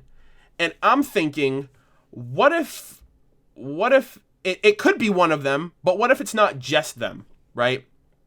I was like, what's the correlation? What could be the answer? Is it a blood thing? Like, is it just them two because they're siblings and that's their thing? And then I started thinking, I'm like, okay, well, who's in their family? And then the word family was brought up. And I'm like, well, they have different ideas of what they consider family. For example, Raven considers her tribe family. And Crow used to be a part of their tribe. So I think... So, like, the general thing is, I think members of the Bronwyn tribe, through some type of ritual, through some type of rite of passage for being in the tribe, I think the Bronwyn tribe have the ability to turn into birds. And let me give you one more example, actually. I'm going to go out of my way right now because I don't have a screenshot for this. So I have to go into the episode. RWBY Volume 1. Hold on. RWBY Volume 1. Chapter... What's the episode with the... Not with the relic. I think it's episode 7. Yes, it is. So, give me a second. I'm gonna... Oh, no, I'm not gonna get that off of... No, not off the Rooster Teeth site. I'm gonna be here all day. I'm gonna get it off of YouTube. Alright, I'm gonna mute that. There's a screenshot right here that I wanna... yes, there's a screenshot right here that I'm gonna pull. And if I do the theory, I'm gonna include this moment. Because this is... It's very telling. Alright, so let me pull this screenshot up really quick. Give me a second, by the way. This is all, like, impromptu. Alright, here we go. This screenshot right here is very telling. Not very telling, but it's like, I'm like, this means something, because when you have a theory, any little thing that can add to your theory for credibility, you're gonna go with it. So, birds. So I got that. I'm gonna put this in here now. Scene. Oh no, not a scene. Add. Damn it. Sorry guys. Add image. Alright, I don't need you anymore. Yep, I'm done. Why would Crow or Raven be in the Black trailer? Good question. Which is why I say it probably wasn't either one of them. If the Bronwyn tribe is able to become birds, it could have been any one of the Bronwyn tribe members. Even though it seems like they are located in Mistral. So, again, not completely verified in that regard, but still worth mentioning. This image right here was one that I was really peculiar on, and I'm gonna full screen this. And the reason why I say that is because if this is tribe related, you have this picture here. It shows Jaune and Nora. I'm sorry, Nora. Jesus, Jaune and Pyrrha, R.I.P. Pyrrha, going into this cave to find the relic, and you see on the wall. You see these, you see this picture of the Deathstalker, and you see, like, these tribesmen, like, fighting it off with, like, spears and stuff. But you also see, like, what look like birds above them. And, again, like I said, I don't know if I'm looking into it. I don't know if I'm stretching. But it kind of looks like there's, like, humans and birds in this affair. And, I don't know if that is any added credibility, but I do feel like it like I'm obviously gonna use this as a point just because it's like it's a theory that I've been formulating, and this is something that I really want to be made known, or just express it really to people in the fandom. So the birds could be Nevermores. Well, Nevermores are, I mean, the birds, at least the birds that, well, yeah, for that fight, I guess those could be Nevermores, but the birds, at least that we've seen, were definitely not Nevermores, like the ones that I explained, like where we've seen them in the show. They have red eyes and everything. So it could either be Raven, it could be Crow, but like, the long story short, I do think that there is some type of correlation to the birds and the Bronwyn tribe. And I think about like Native American tribes, like they're very spiritual. They have these rituals and these rites of passage, like rainmaking and stuff like that. And, you know, their names are also very important too. You know, their names are derived from aspects of nature, like rushing water or rain or something like that. And Crow got his name, Crow and Raven. I assume Crow and Raven aren't their real names. I think that's the names that were given to them when they joined this tribe. And I don't know. I just feel like maybe in a way, Jesus, the change in animation. Yeah, I know, right? Look at that. Look at that compare and contrast right there. Like 5 years right there. That's what 5 years gets you. Completely different. But yeah, I don't know. It's just a random theory that I had on the whole bird topic. But the thing is too, I'm like, it's in the back of my head now. I'm like, why would Carrie say he's looking forward to the birds? That makes no sense. Like, what birds? Is there like like the legendary bird, like Moltres, Zapdos, and Articuno, are they like legendary birds in the world of Remnant? Is it like a legendary bird Grim? You know what I mean? Like, because he says bird, so more than one, but we already know that Crow's a bird, so that's not exciting. And another thing too that Leo Lionheart mentions, he was like, we have to be like when he was talking. We're not hold here on. for your money. Then why would QROW still use that name if it was from the tribe? He left, assumed on bad terms. That is true. I mean, it's his name. You know what I mean? And even to that extent, who's to say he had a name before that, right? Because the way that he said that, he was like, you know, crows are a sign of bad luck. That's how I got my name. Implying that he didn't have a name before that. So, I don't know. It's something that he was born into, and that became his name, regardless if it was affiliated with the tribe or not. And I was wondering, I was thinking that too. I was like, I don't know. Like I said, like that. This is like one of the reasons why I haven't done the theory yet, is because I don't really want to have any holes. I want there to be an explanation for everything. Otherwise, it feels like it falls flat. But yeah, I do feel like it's, there has to be a reason for why he would say, like, what birds are you looking forward to? You know. And another thing that Leo mentioned, and this isn't concrete, but I still feel like it's the way that he said it. He was like, basically, he said, like, we're going to have to infiltrate, we're going to have to, you know, storm on Raven's tribe, and we have to be absolutely sure that we can win it, because if not, Raven and her tribe will scatter, and then we will be lost. We get one shot at this. So, if they can turn into birds, I think scatter is, like, the perfect term to use, because they would literally just turn into birds and scatter and fly away. I don't know. Like I said, I'm looking super into that, and I feel like that's where, like, theories that have no information, you start grasping at whatever you can get. But yeah, that's my bird theory. Sorry for going off the beaten path a little bit when talking about that, but that is something I've been thinking about since volume 4. Yeah, since volume 4.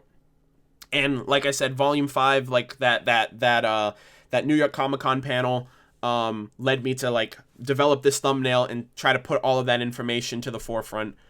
So, the one thing, though, that I was wondering, and I was really disappointed when it didn't happen, unless Vernal is an exception, because we don't have the names of any of the other tribesmen, is if the tribe are all named after birds, right? Raven's named after a bird, Crow's named after a bird. Vernal, I would give an exception to, because she joined the tribe years later when she was a kid, so I'd assume Vernal was her name before she joined the tribe, so there's really no reason to give her a name, on top of the fact she's the Spring Maiden, and, you know, she is a part of the tribe, but I don't know if she has and she has a bird tattoo. She has a bird tattoo on her arm as well, so I don't know if that has any credibility, and that's what I was thinking about as well.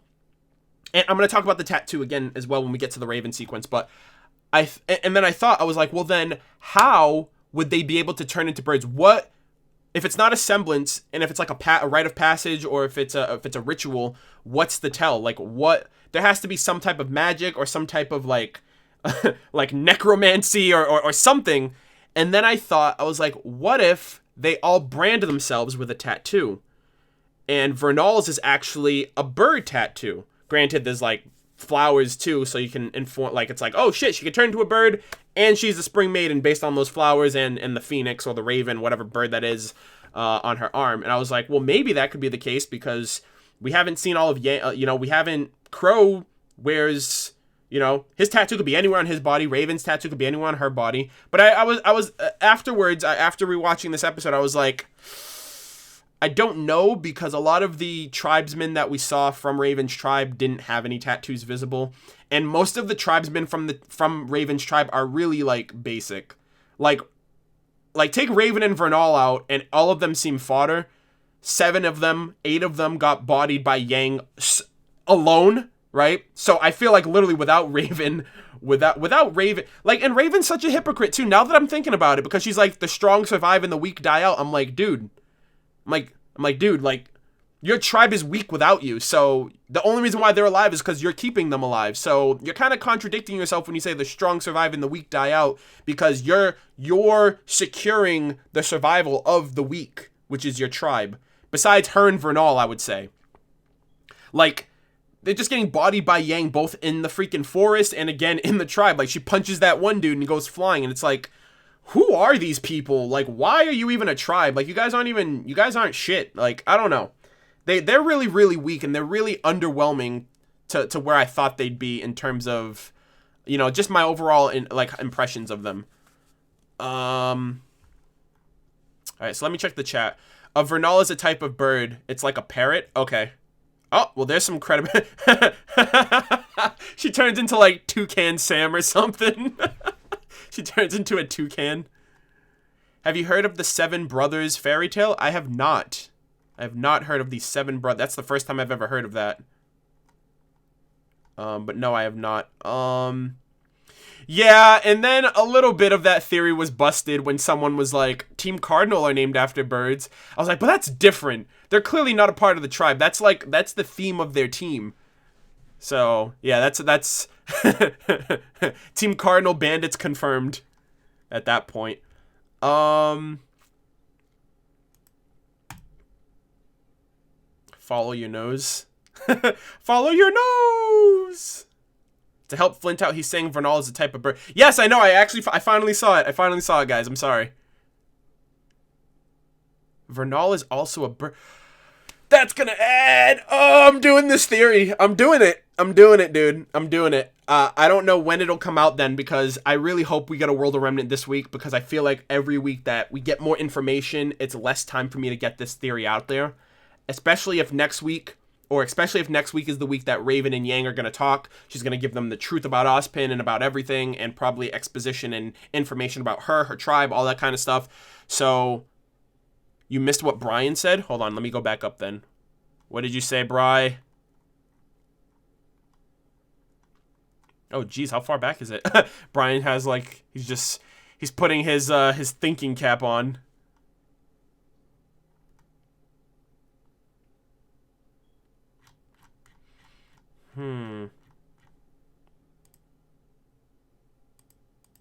The Seven Brothers turn into ravens.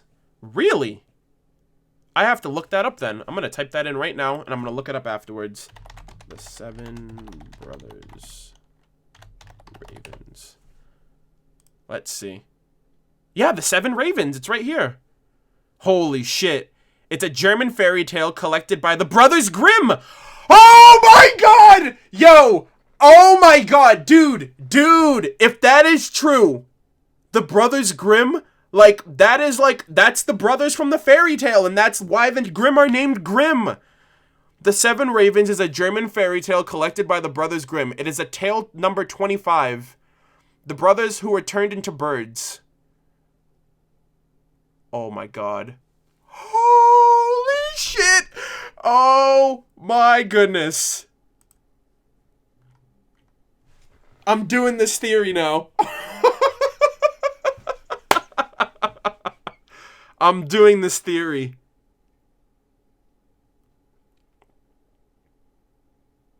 Oh my god. Thank you so much for that piece of information. Animalia 555, thank you so much. That's just like the final nail in the coffin for my well, in a good way, I would say. Oh my god. I'm doing it. I'm definitely doing it.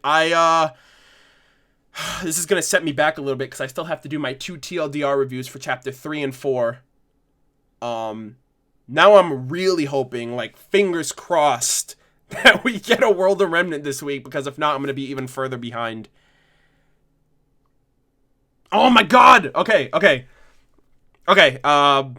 Theory, definitely doing a bird theory. And if it's true, you guys heard it here first.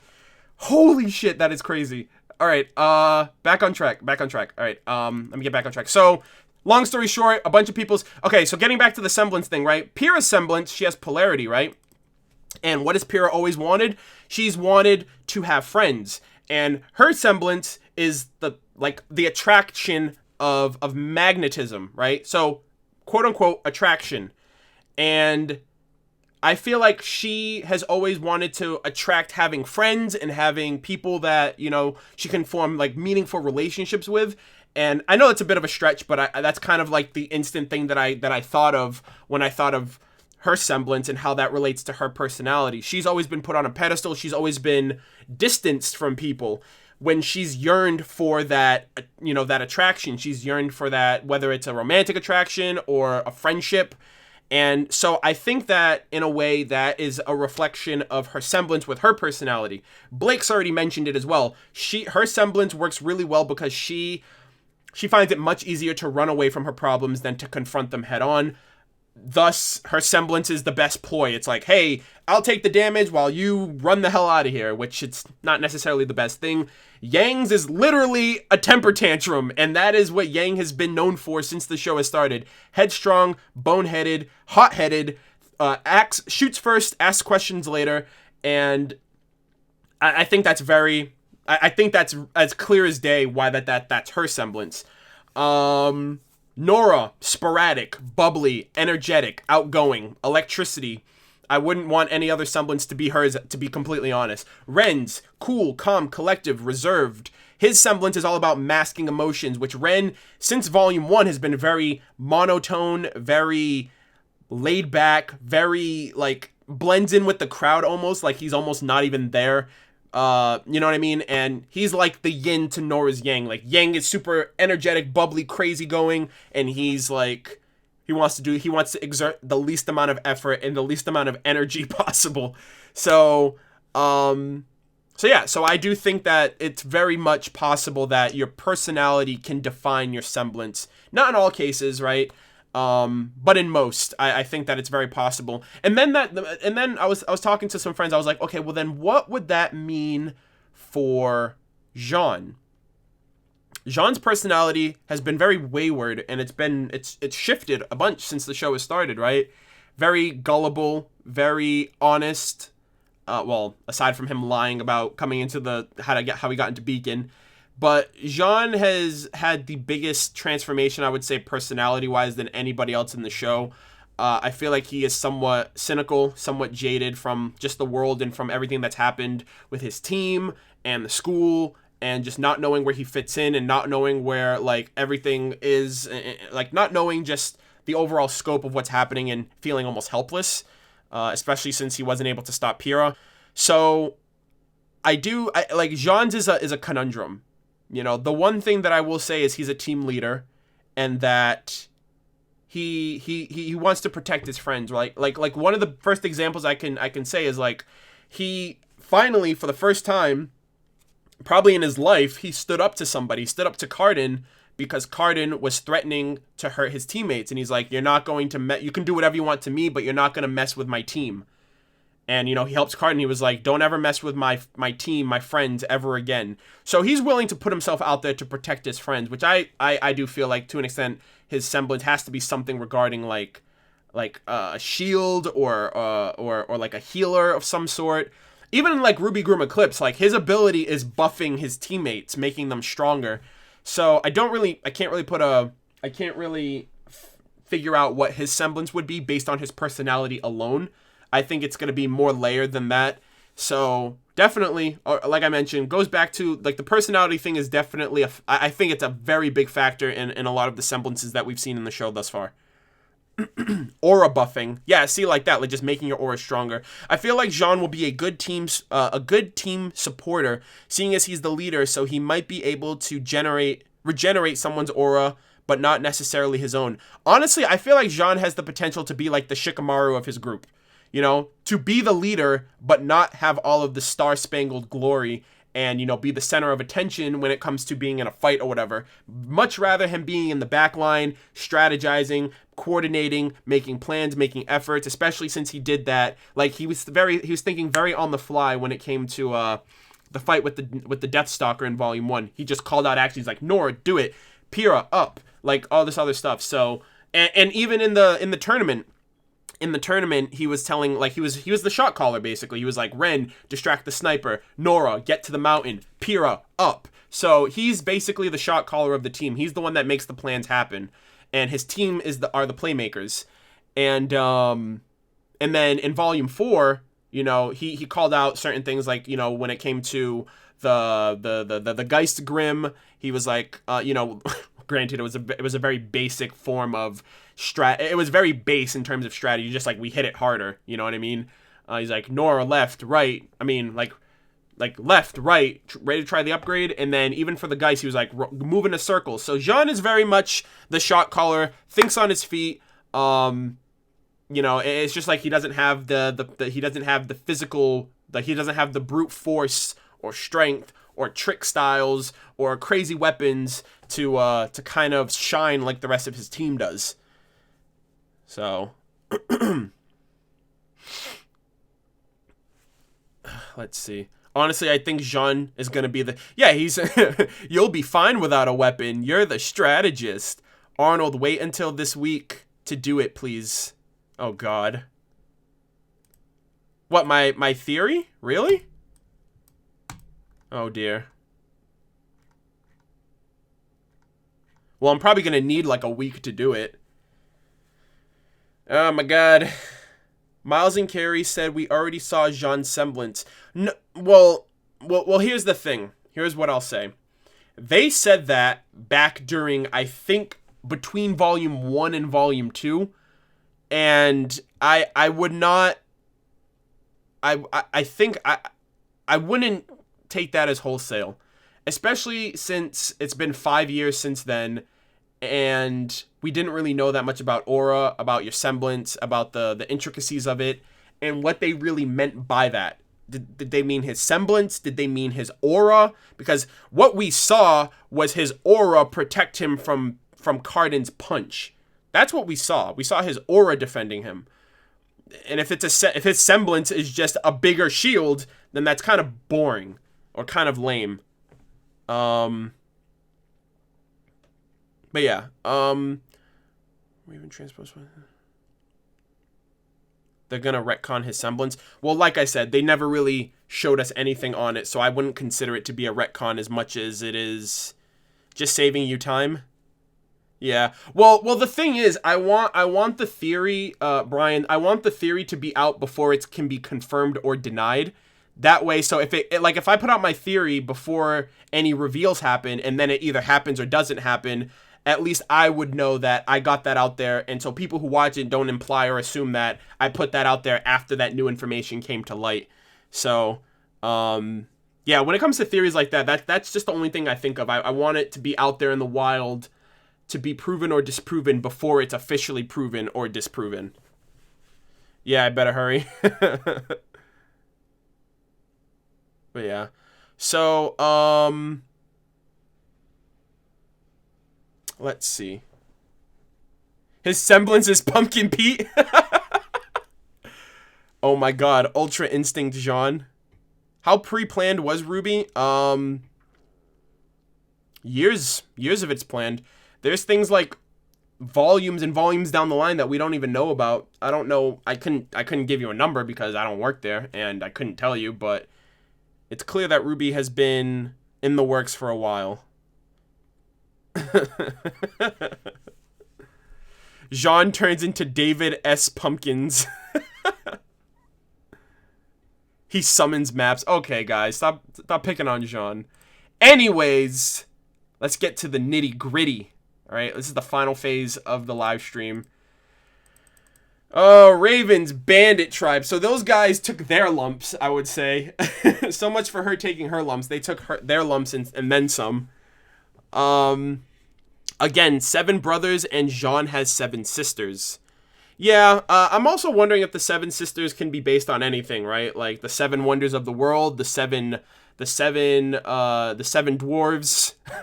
7 Dragon Balls, the 7 deadly sins. You know what I mean? Like 7 is a very prominent number when it comes to works of fiction. So 7 could have been, or it could even be the 7 ravens.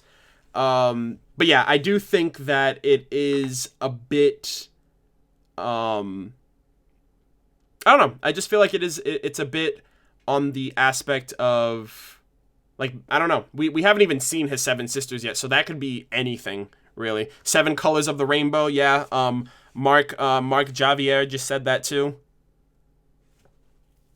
7 planets. Well, I don't know. Every other year, Pluto's confirmed and then deconfirmed as a planet.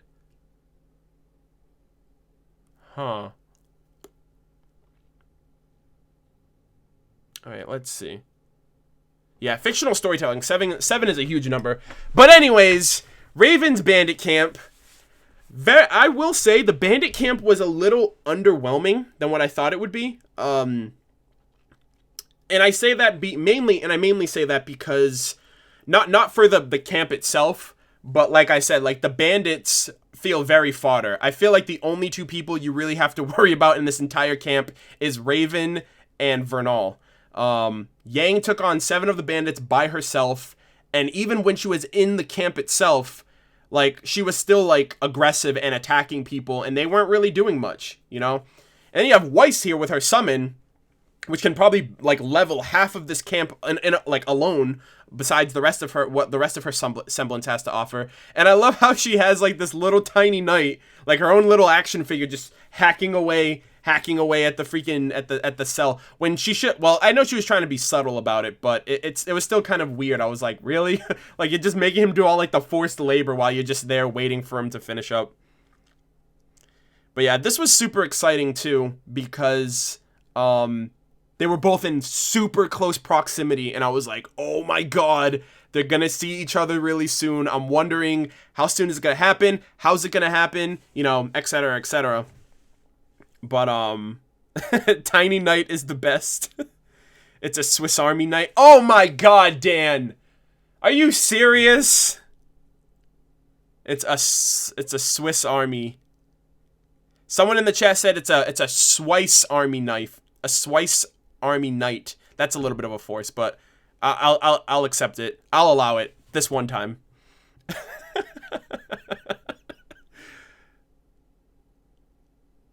Huh.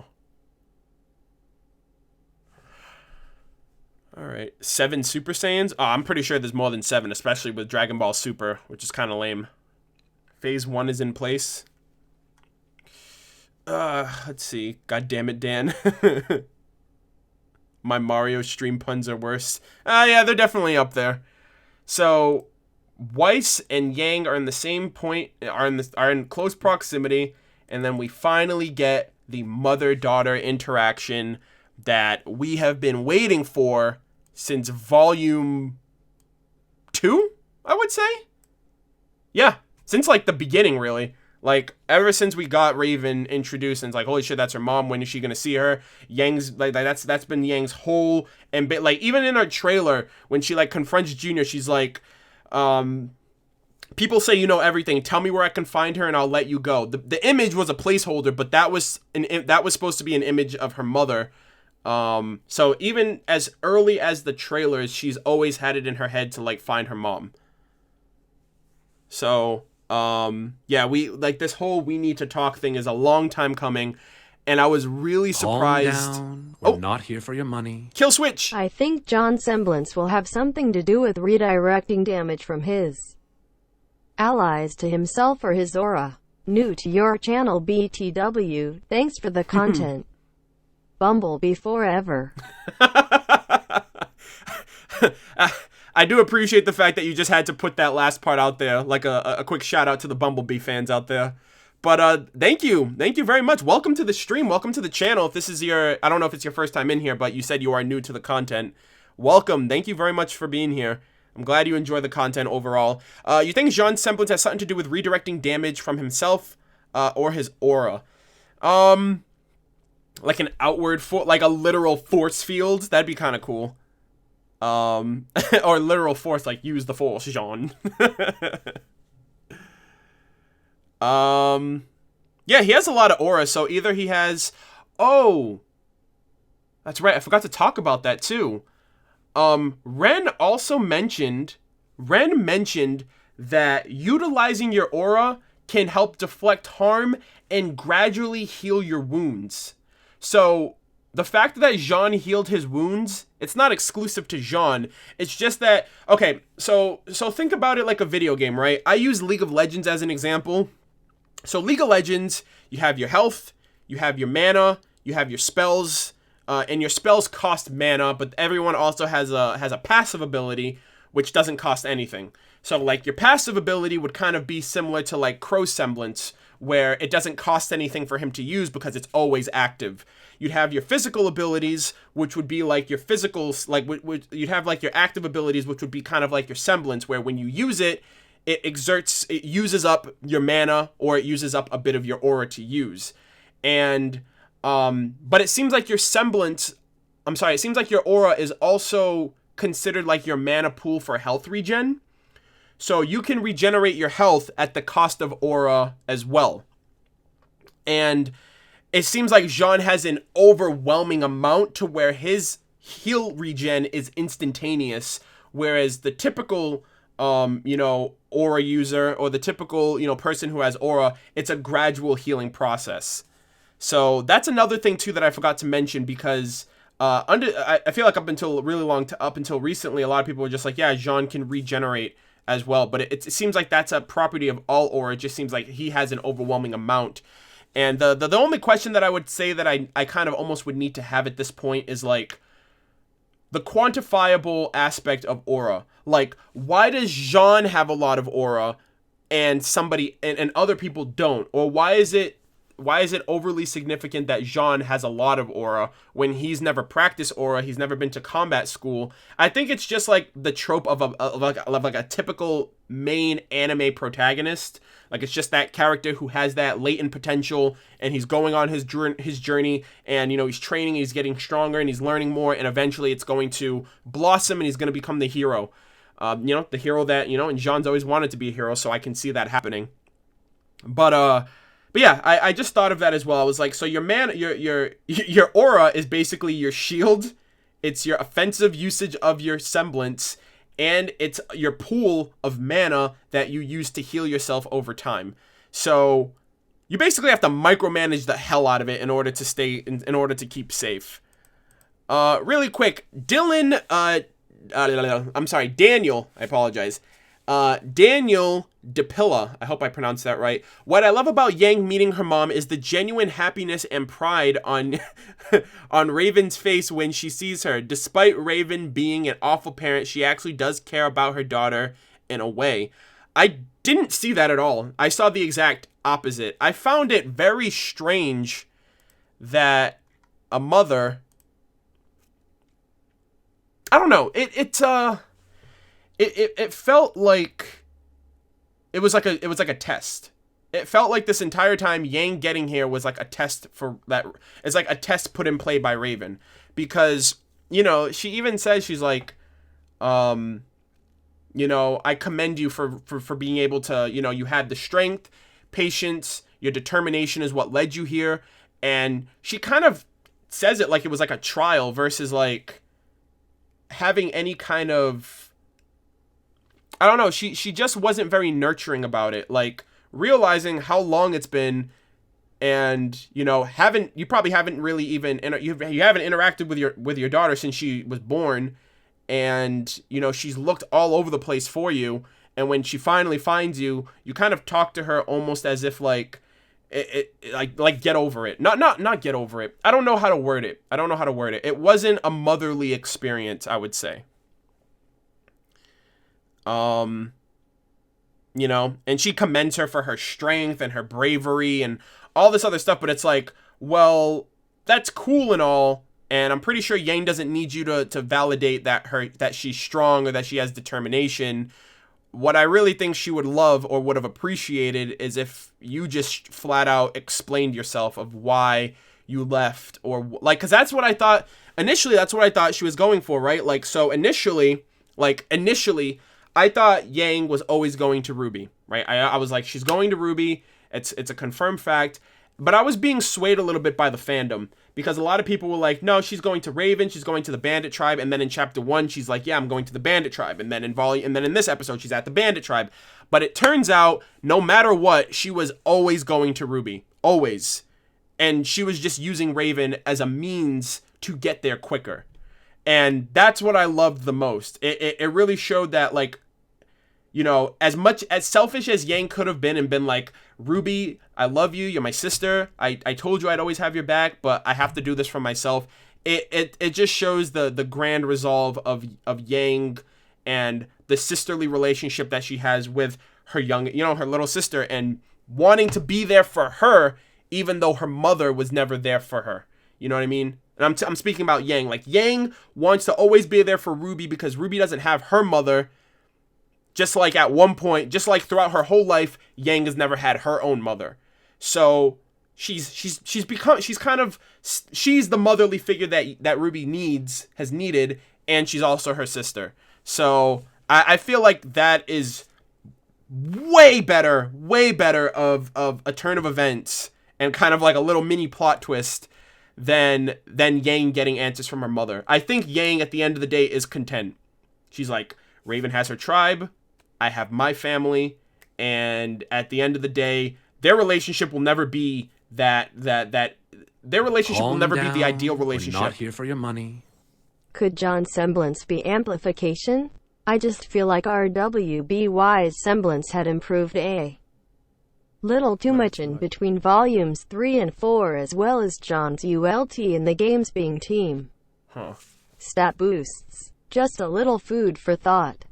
I mean, to be completely honest, any suggestion is plausible, just because we don't have anything to go off of.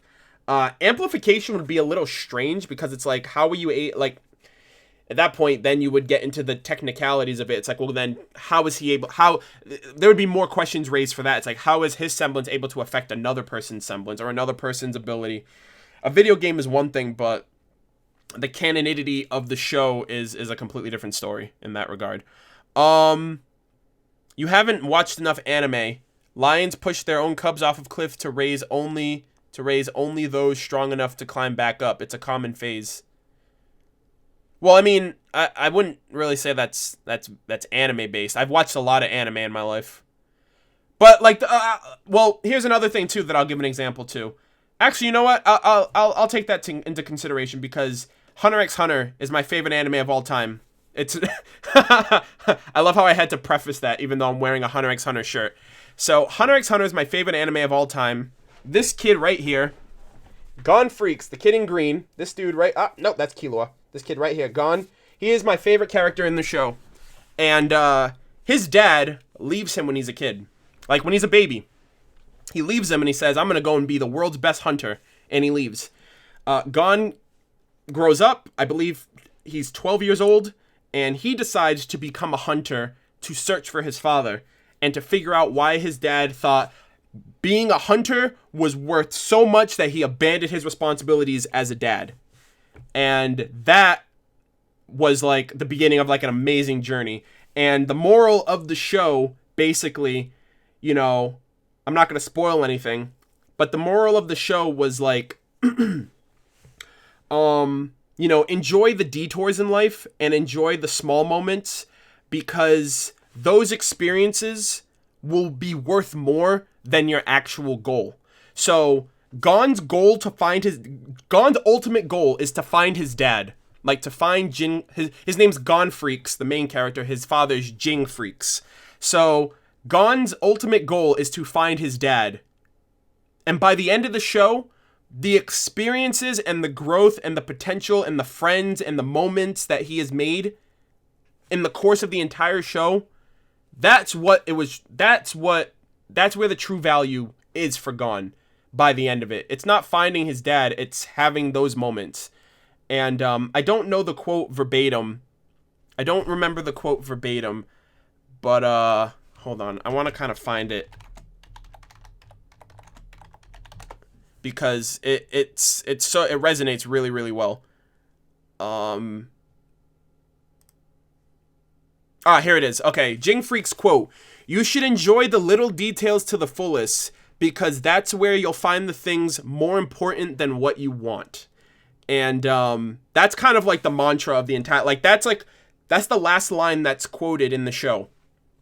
And or in the anime, because then it went on, it had to stop because the manga, the source material wasn't, you know, far enough, and the mangaka constantly goes on hiatuses, which is really frustrating. But basically, and I don't read the manga, so I only watch the anime. But yeah, so I feel like maybe that's what Raven's also doing, you know? But then again, she's trying to save a bunch of fodder. You know, granted it's her family, I could understand her doing this and being like, I don't want you in this lifestyle. It's dangerous. I don't want you to be a thief. I don't want you to be a murderer. I don't want you to be living a life of like filth, basically just living out in the wild, stealing and killing people to survive. You have a loving family. You have a father that cares about you. You have an uncle. You have a sister. You have a loving home. You have friends. You go to this awesome school. And that should be enough for her, despite the fact that Raven kind of left without giving her an answer. And that's my headcanon. I do think that that could be a reason why. And the fact that Raven probably just has like a really bad rap of history that she doesn't want to tie any of her like people that she actually cares about into those affairs. So, the journey is more important than the destination. Yeah. Let's see. I like how this is a RWBY stream and we're talking about Full Metal Alchemist Brotherhood and Hunter x Hunter. Well, it's like this RWBY is anime inspired, so I feel like it just makes sense at the end of the day to include those references and those points of interest. So I did like this. I did find this interaction to be a little it wasn't what I expected, because I'm somewhat gullible. I kind of take a lot of things at face value, and then it's like, well, I'm taking everything at face value, and then it turns out it wasn't even that true. Like, and then it like flips the script on me, and then I feel like an idiot. So, yeah, like initially I thought she was going to RWBY. Then once we got once we found out she's actually going to Raven, I was like, oh, okay, so she's going to Raven. She wants answers. And then she goes to Raven and finds out, no, she's actually going to RWBY the whole time. She's just using Raven to do that. So I was a little caught off guard by the fact that she wasn't there to ask her mother why she left her or anything like that. I agree with you. I was just explaining what I thought Raven's mindset. Down. The quote I said is money. a shitty philosophy.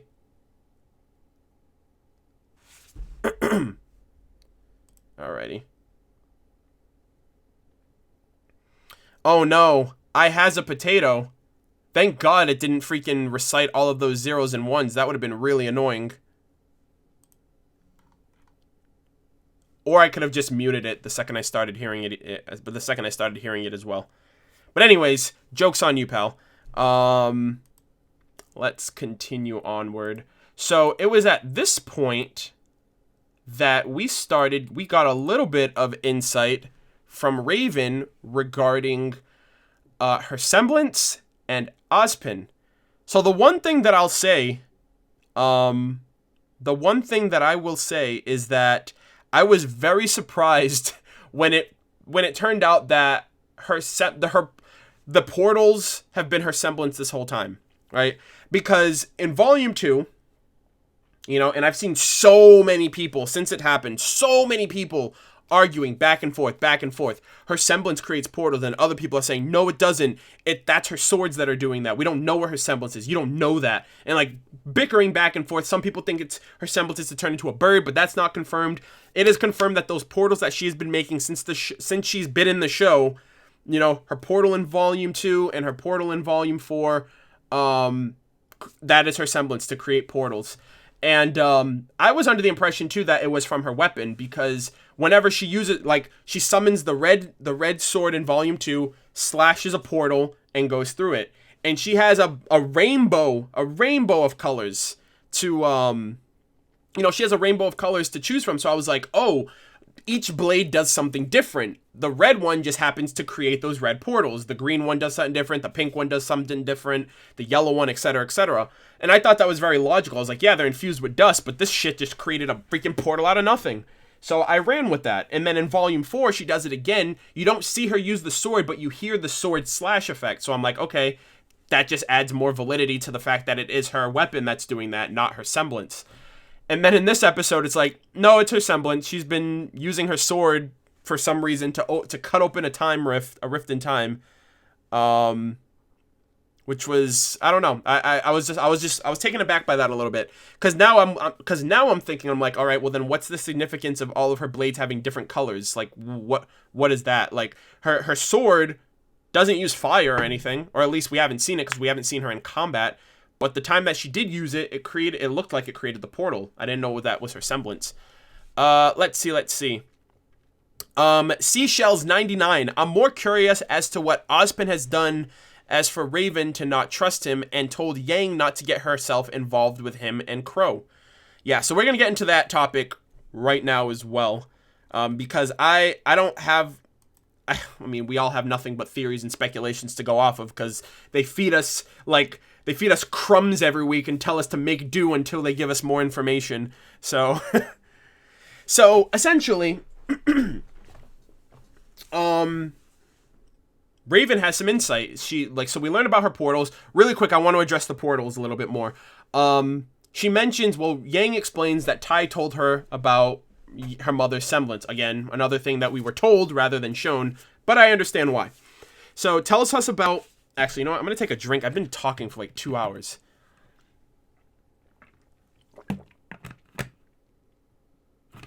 All right, we're good.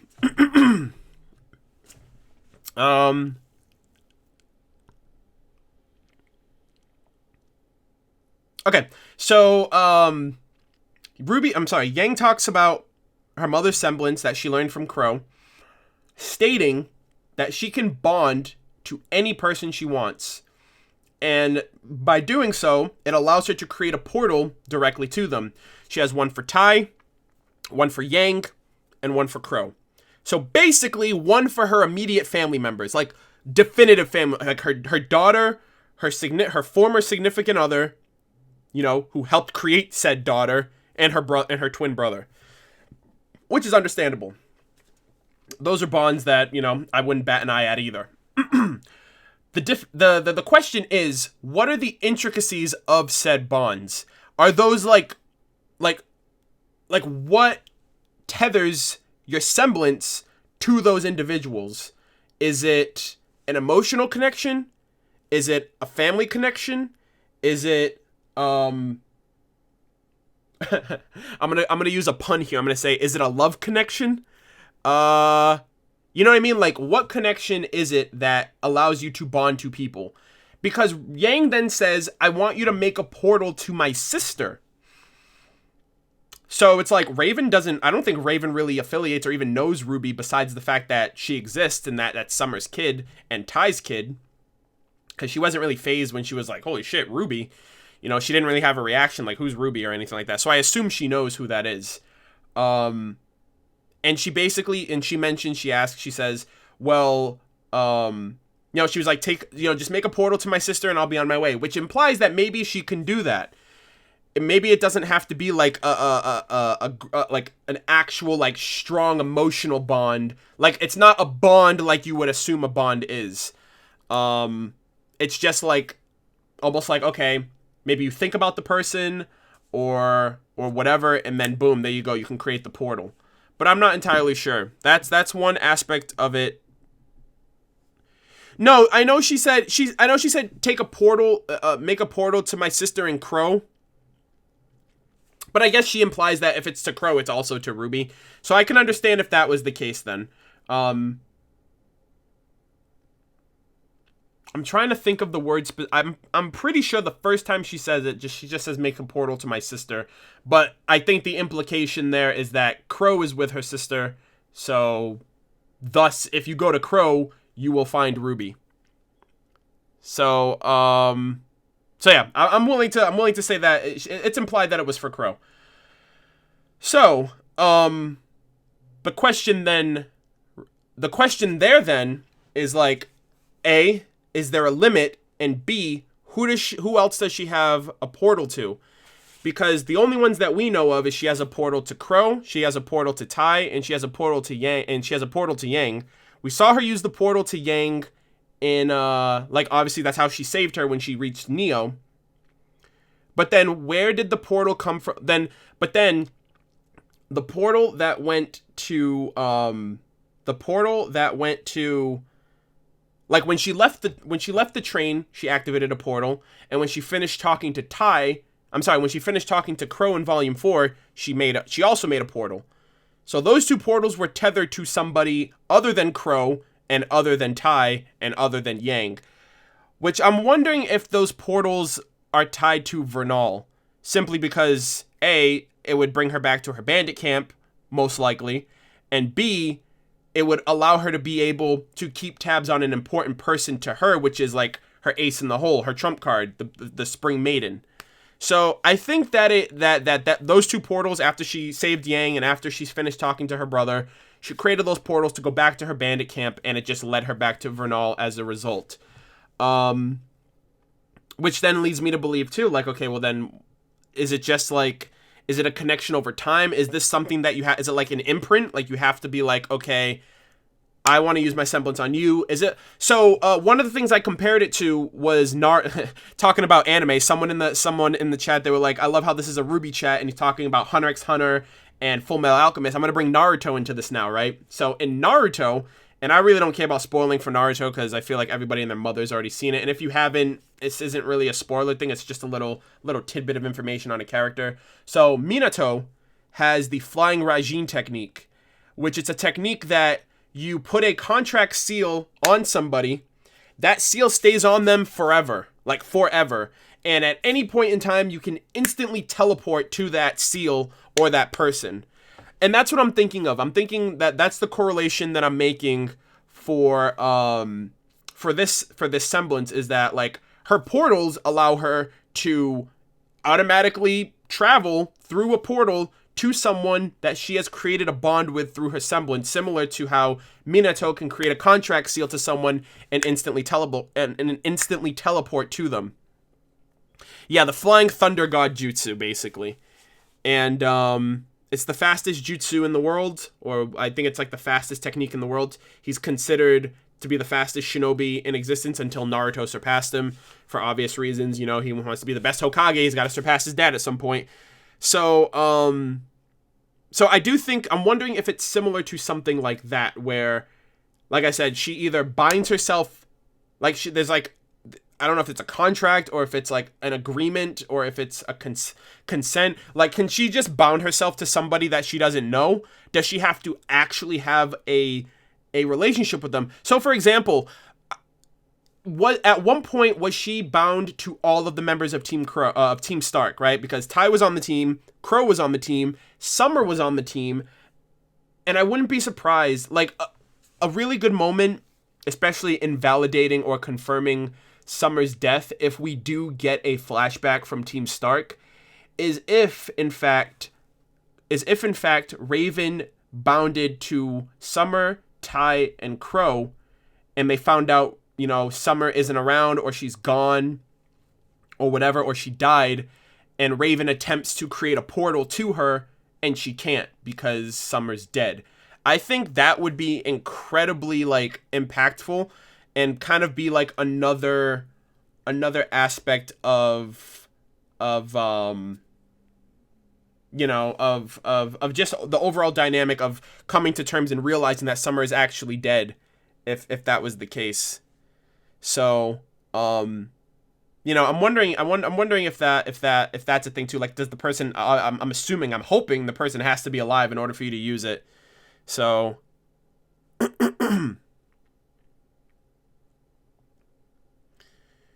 alrighty.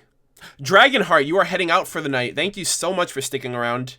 Yeah, we're probably gonna have like at least up to another hour at most, I would say, in terms of the overall discussion, because we're kind of nearing the end, getting into the feels moments at this point. But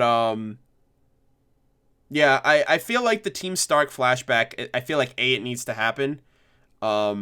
Rooster Teeth has a lot of aspects of the show where they tell us rather than show us, but I feel like moments like Team Stark and Crow and Salem, I think those two moments of the past need to be shown. And I'm also wondering, like, what is their priority on telling rather than showing? I understand at the end of the day, it's for time constraint reasons, and I get that, but I feel like, I'm wondering, like, okay, well then, when do you decide, or when do you feel it's appropriate to show us an event rather than tell us an event, vice versa?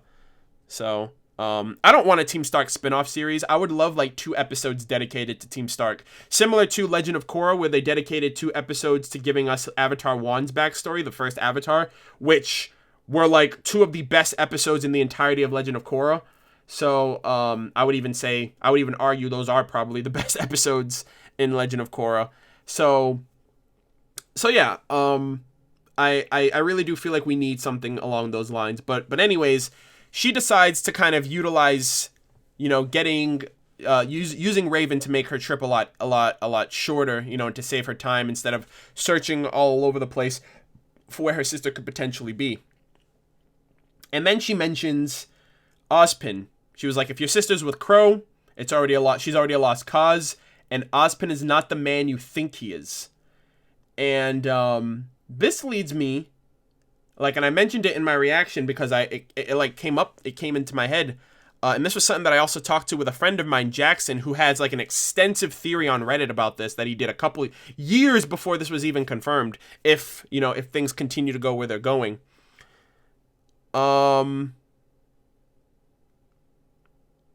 Let's see. Arnold, I have a question for you. Do you consider RWBY to be a stepdaughter or niece? It's a niece, unless they. It's her niece. It's Crow is her uncle. That's what I'm going for. Yeah, I don't really see any validations or anything concrete suggesting otherwise. So, pay no attention to the true man behind the wizard. Yeah.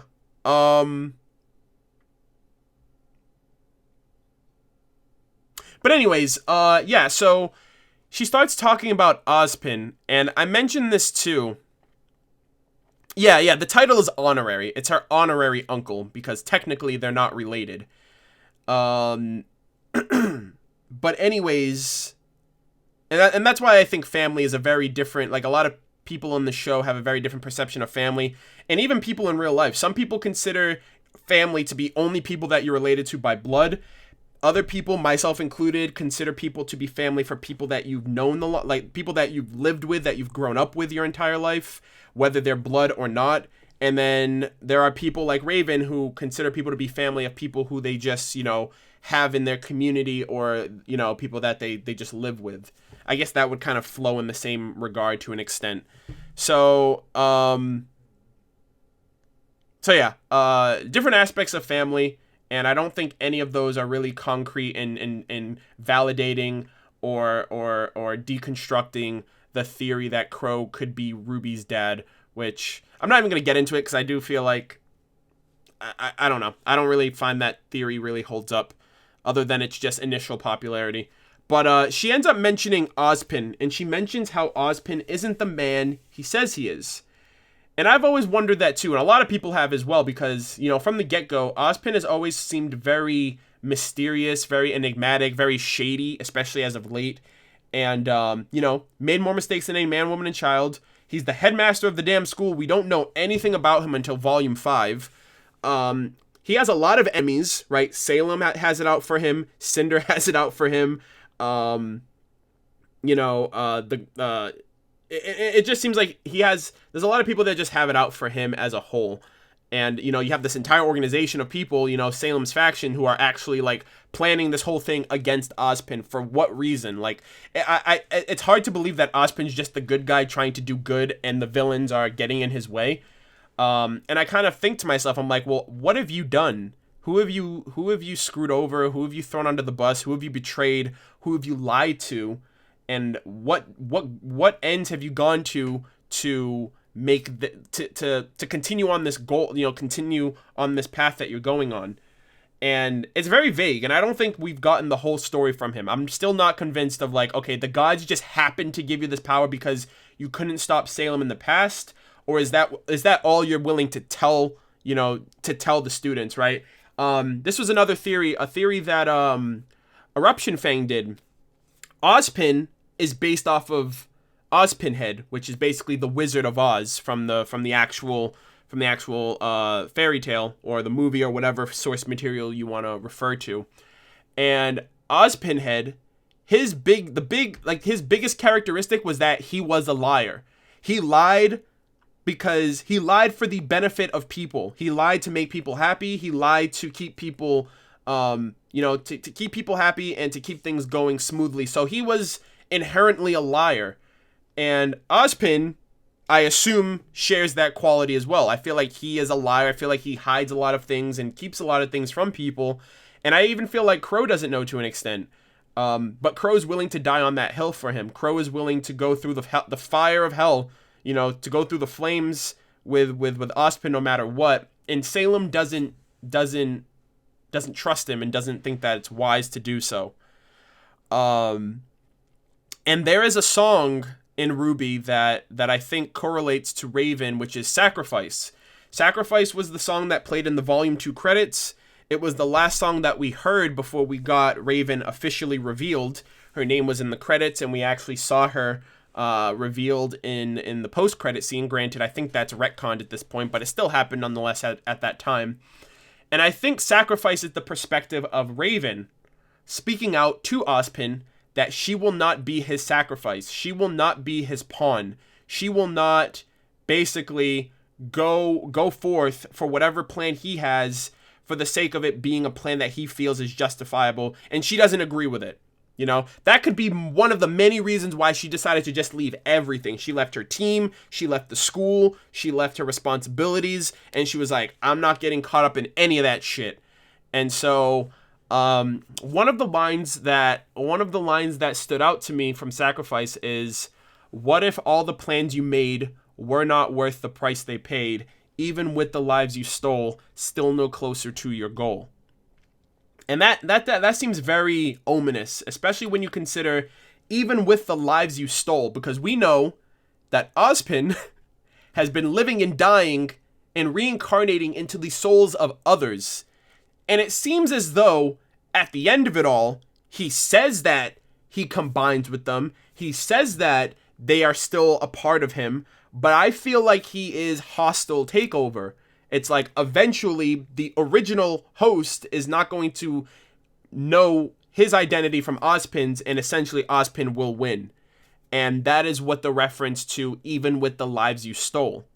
On top of the fact, the people that he considers his guardians, you know, he made Pyrrha a guardian. You know, he considered Pyrrha to be his guardian, to protect the school, to, you know, to help with the forces of evil. Got her killed. Even if she, quote unquote, chose, he gave her really no options. He was like, it's either you help us or we're all doomed. And I'm pretty sure he didn't think Pyrrha would take that. I wouldn't be surprised if he gave the same exact option to Summer. Used her silver eyes, allowed her in the school early like he's doing with RWBY, sent Summer on a mission that got her killed. You know, that's another life you stole. And so, and also the reference to like the man with two souls, which I mentioned at the beginning of the stream. Wouldn't be surprised if that's an autobiography from him. And, yeah, and my friend Jackson did a Reddit, he made a Reddit theory about this like 2 years ago, right? Like, like after this song, like after Raven was shown off in Volume 2. And Drarinji just posted it in the chat, actually, which it's a really well thought out theory. And when I first met Jackson, he shared it with me, and I was like going crazy in the Discord the other night because I was like, Jackson, your like, if I told him to, I was like, Jackson, if your theory comes true, I'm gonna be calling you the prophet from now on, because nobody fucking called this but you. You were the first person to call it, and I love how it could potentially be true based on the very little details that he took apart from that song as a whole. But yeah, Ozpin is I wouldn't call him a bad guy. I wouldn't call him a villain, but he's very shady. He's very, very shady. He's clearly not telling us the whole story, especially if Raven is going to come forth and tell us the truth. And that's what I was talking about too. I was like, okay, we got a little bit of exposition from Ozpin, but when is the other shoe going to drop? When are we going to find out the aspects of Ozpin that aren't so family friendly, that aren't so happy-go-lucky, that he would rather keep to himself than tell people to make himself look bad, you know? And I was thinking maybe Salem would tell us, you know, but then I'm like, why would Salem need to explain that to anyone? But if Raven has the same ideas or the same explanations of why Ozpin isn't to be trusted, then that in turn could be a way of, you know, giving us the full story of Ozpin at this point. Also, I'm wondering if this is going to create a rift between RWBY and Yang. Because if the information that Raven gives Yang is enough to convince Yang is going to go find her sister, and she's going to be like, stay away from Ozpin and stay away from Crow.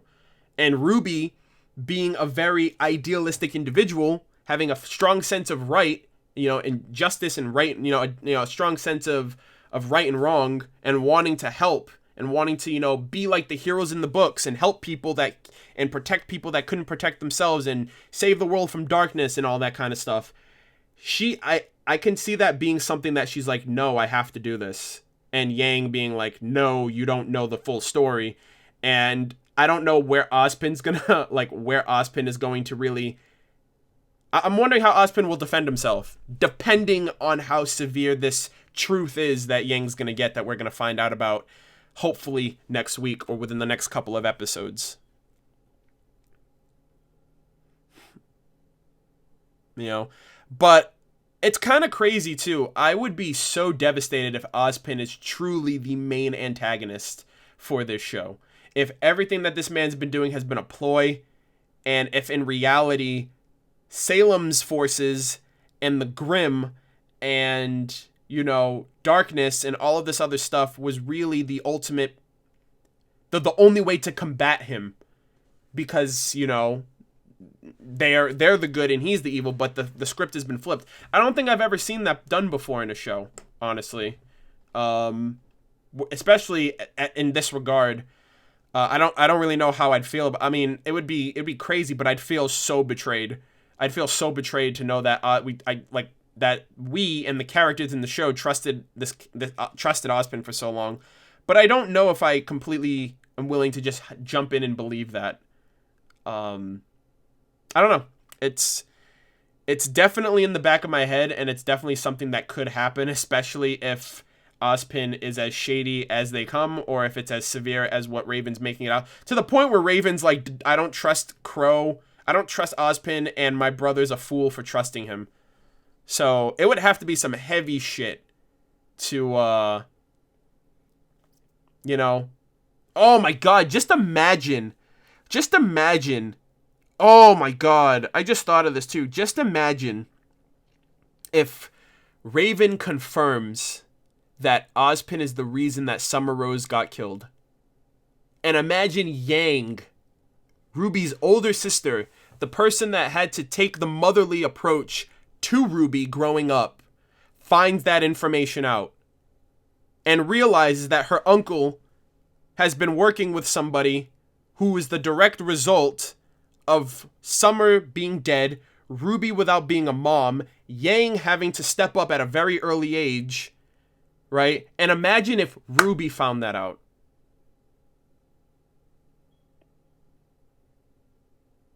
God damn. I just blew my own fucking mind.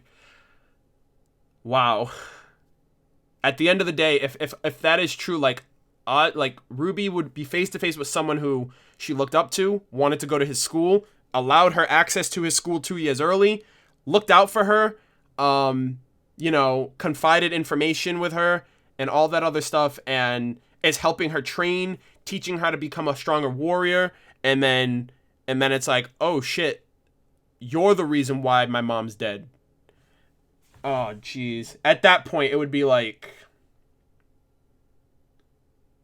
that'd be such a fucking megaton drop on the show and on the character for sure.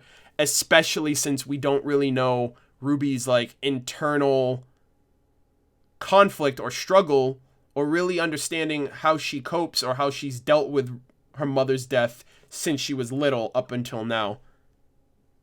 But that right there would be that would be a reason to see her silver eyes again, right? A severely traumatic moment like that. The last time she did that was when she saw Pyrrha die, and getting something like that, feeling so betrayed and hurt and conflicted, that would be a perfect trigger for another silver-eyed moment. But I don't think Yang would tell her.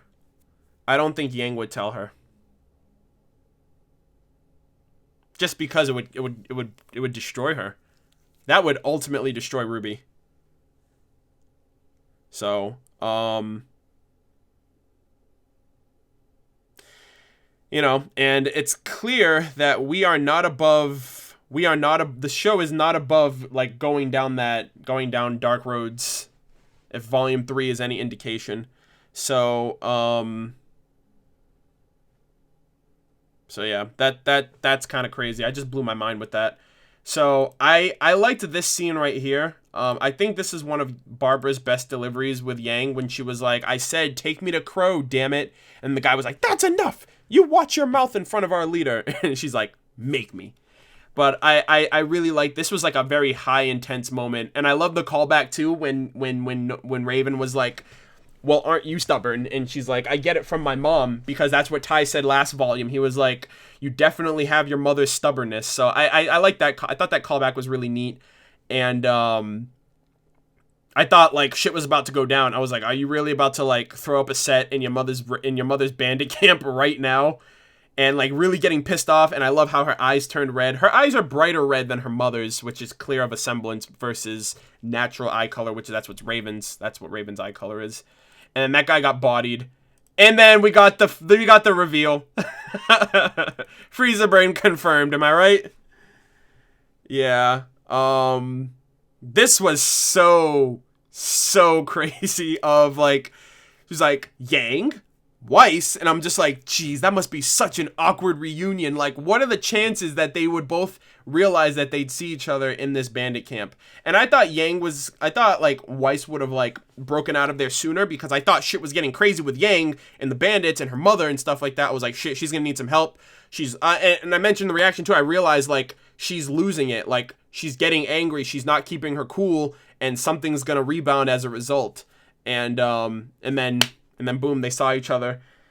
So, really loved this reunion right here. And then she's like, the best thing too is like, she was like, your mom kidnapped me? And she's like, you kidnapped her? Like, just a little bit of added humor, obviously. But, I thought that was really funny as well. And clearly they have no time to really catch up right now, because they're in the middle of a scuffle. She's got her summon. I was gonna say she had. It would have been weird for me to say, but I was gonna say she has her summoned, which it's kind of like a double negative right there. So she has the armored knight summoned. Yang's like armed and ready to like throw down with anybody. All the bandits are swarming, and then Vernal comes through, which a lot of people thought that Vernal was not the Spring Maiden. A lot of people thought it was going to be like a catch-22, or like a bait and switch where, where they kind of feature this girl in the intro, and they play her up in the first couple episodes, and then boom, she's actually not the Maiden, it's somebody else. But no, Vernal confirmed, shooting lightning bolts out of the sky. She is the Spring Maiden. And I mean, it's already confirmed from her name, but there are just some people that are skeptical, and they're just like, nope. And I feel like maybe even people to this, even after this episode, are like, that could just be her semblance or something, when we've already seen that, like, the only people that can really channel electricity in that fashion was Amber, right? So, and we know Vernal can do it, and we don't know if Cinder can do it. She has like an affinity with just using fire.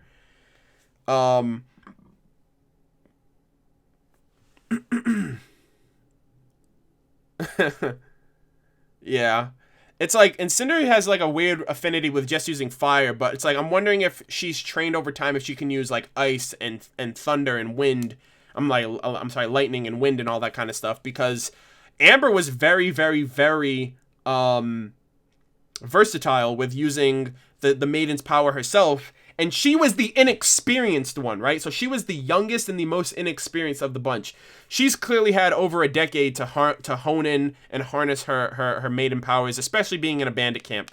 So I expect her to put up a bigger fight than Amber once the point of origin comes into play, when Team Crime or Team Witch show up to apprehend her, or when Crow and Team Ranger and Oscar and Ozpin come in to apprehend her. Because it's really, like I said, the whole tribe is fodder as fuck. Like, the whole tribe is fodder, besides Raven, who's evenly matched with Crow, and Vernal, who is a more adapted and a more, like, kind of, I would assume maybe like an intermediate maiden, as opposed to Amber, who was more of a novice. What would be crazy, though, is if Nora goes up against Vernal, and Vernal just strikes her with lightning. That'd be so cool. That'd be pretty dope. But yeah. But Raven was actually pretty smart about this, too. She realized right off the bat, like, she was like, we need to stop because we're causing a big commotion, and that's what attracts the Grimm. And then at that point, it's at that point that she says, you know, if you're really going after your sister, then you need to know the truth, which is a tell. That's the final tell right there, that we're going to get some big lore dumps. I don't know about lore dumps, or mainly exposition on Ozpin, hopefully on Team Stark. Hopefully. This would be awesome. This would be awesome what would be awesome is if in the next episode or the next couple episodes, the explanations and the exposition that Raven gives to Weiss and Yang is in the form of a flashback. I would love that so much, especially if it goes into, and in order to understand the truth, you have to go to the beginning, like how it all happened from your perspective.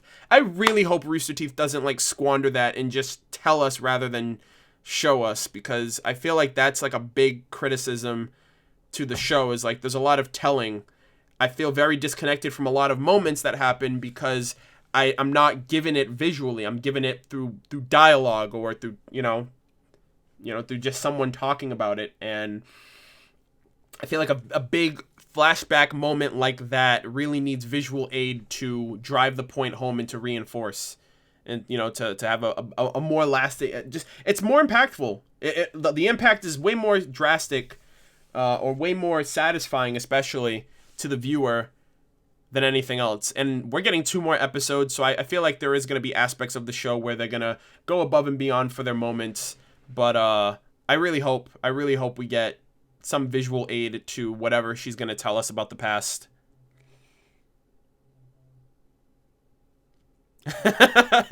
Raven equals best mom. World of Remnants being hosted by Raven would be great, actually.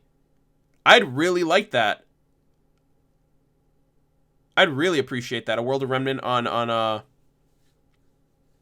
14 episodes to accompany World of Remnants.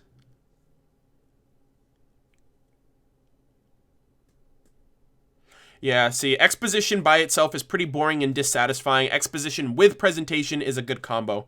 How would Tyrion have gotten Vernal if he had to fight her and Raven? Well, that's the thing. He probably wouldn't have. He probably would have had to do like recon work, deduced that, okay, she's with Raven's tribe, and then now the plan that they have now, she was like, Raven's, your tribe's survival depends on your cooperation to basically hand over the Spring Maiden. So I really do feel like her tribe is going to be a bloodbath, because if Yang, not even a fully fledged huntress, can take down 7 to 8 of your tribe, of your bandit tribe people at once, right?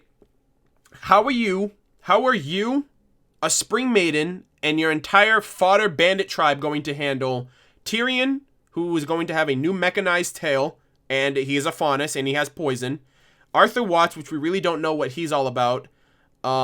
Hazel, who seems like a fucking power... Well, no. Never mind. Hazel's not going to be a part of the equation, because they're going to contact him after they get the Maiden and after they get the Relic. So Hazel's not a part of that. So Watts, Cinder and her team. So you got Mercury, which I think that's probably going to be the instance where Yang and Mercury are going to see each other, is if Yang is still here when they infiltrate. So Mercury, who is a very adept fighter. Emerald, who has one of the most broken semblances in the show. Freaking hallucinations. Can just make people start killing each other at that point. Yeah, like... So, like, I can picture Cinder against Vernal. Emerald and Mercury against Raven. Watts doing whatever the hell, whether he's gonna have like freaking Autobots like fight for him or something like that, or hacked robots or machines. We don't know his semblance. We don't know if he even fights, if he's more of brains than he is bronze. And you know, like, that's going to be a struggle, especially. So That already is just like something that I can't even fathom what's really gonna happen. Caitlin Glass to voice Summer Rose, please. Ooh, that'd be interesting.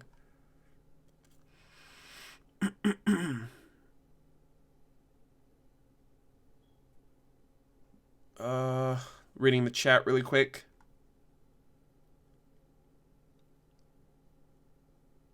Am I the only one who thought they saw remorse in Emerald's eyes at the beginning of the Fall of Beacon? No, you're not the only one, but it's just like that happened months ago and she's still with them. So at that point, I don't know. Redemption is definitely more than just looking like you feel bad for people when you're actually still for the cause, for whatever it is that you're doing. So, you know, it's going to take more than Emerald just looking sad about people dying to convince me that she is in fact going to change.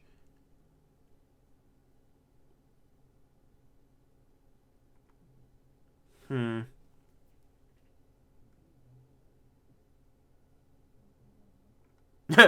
Leo is sitting there saying these kids can't take on a maiden and bandits. They really can't. Team Ranger would get bodied. Team Ranger would get eviscerated if they come to this bandit camp. From the maiden alone, right? The maiden alone. Not even Raven, dude. And Raven and Crow are evenly matched. So, like, you would just take them out of the equation.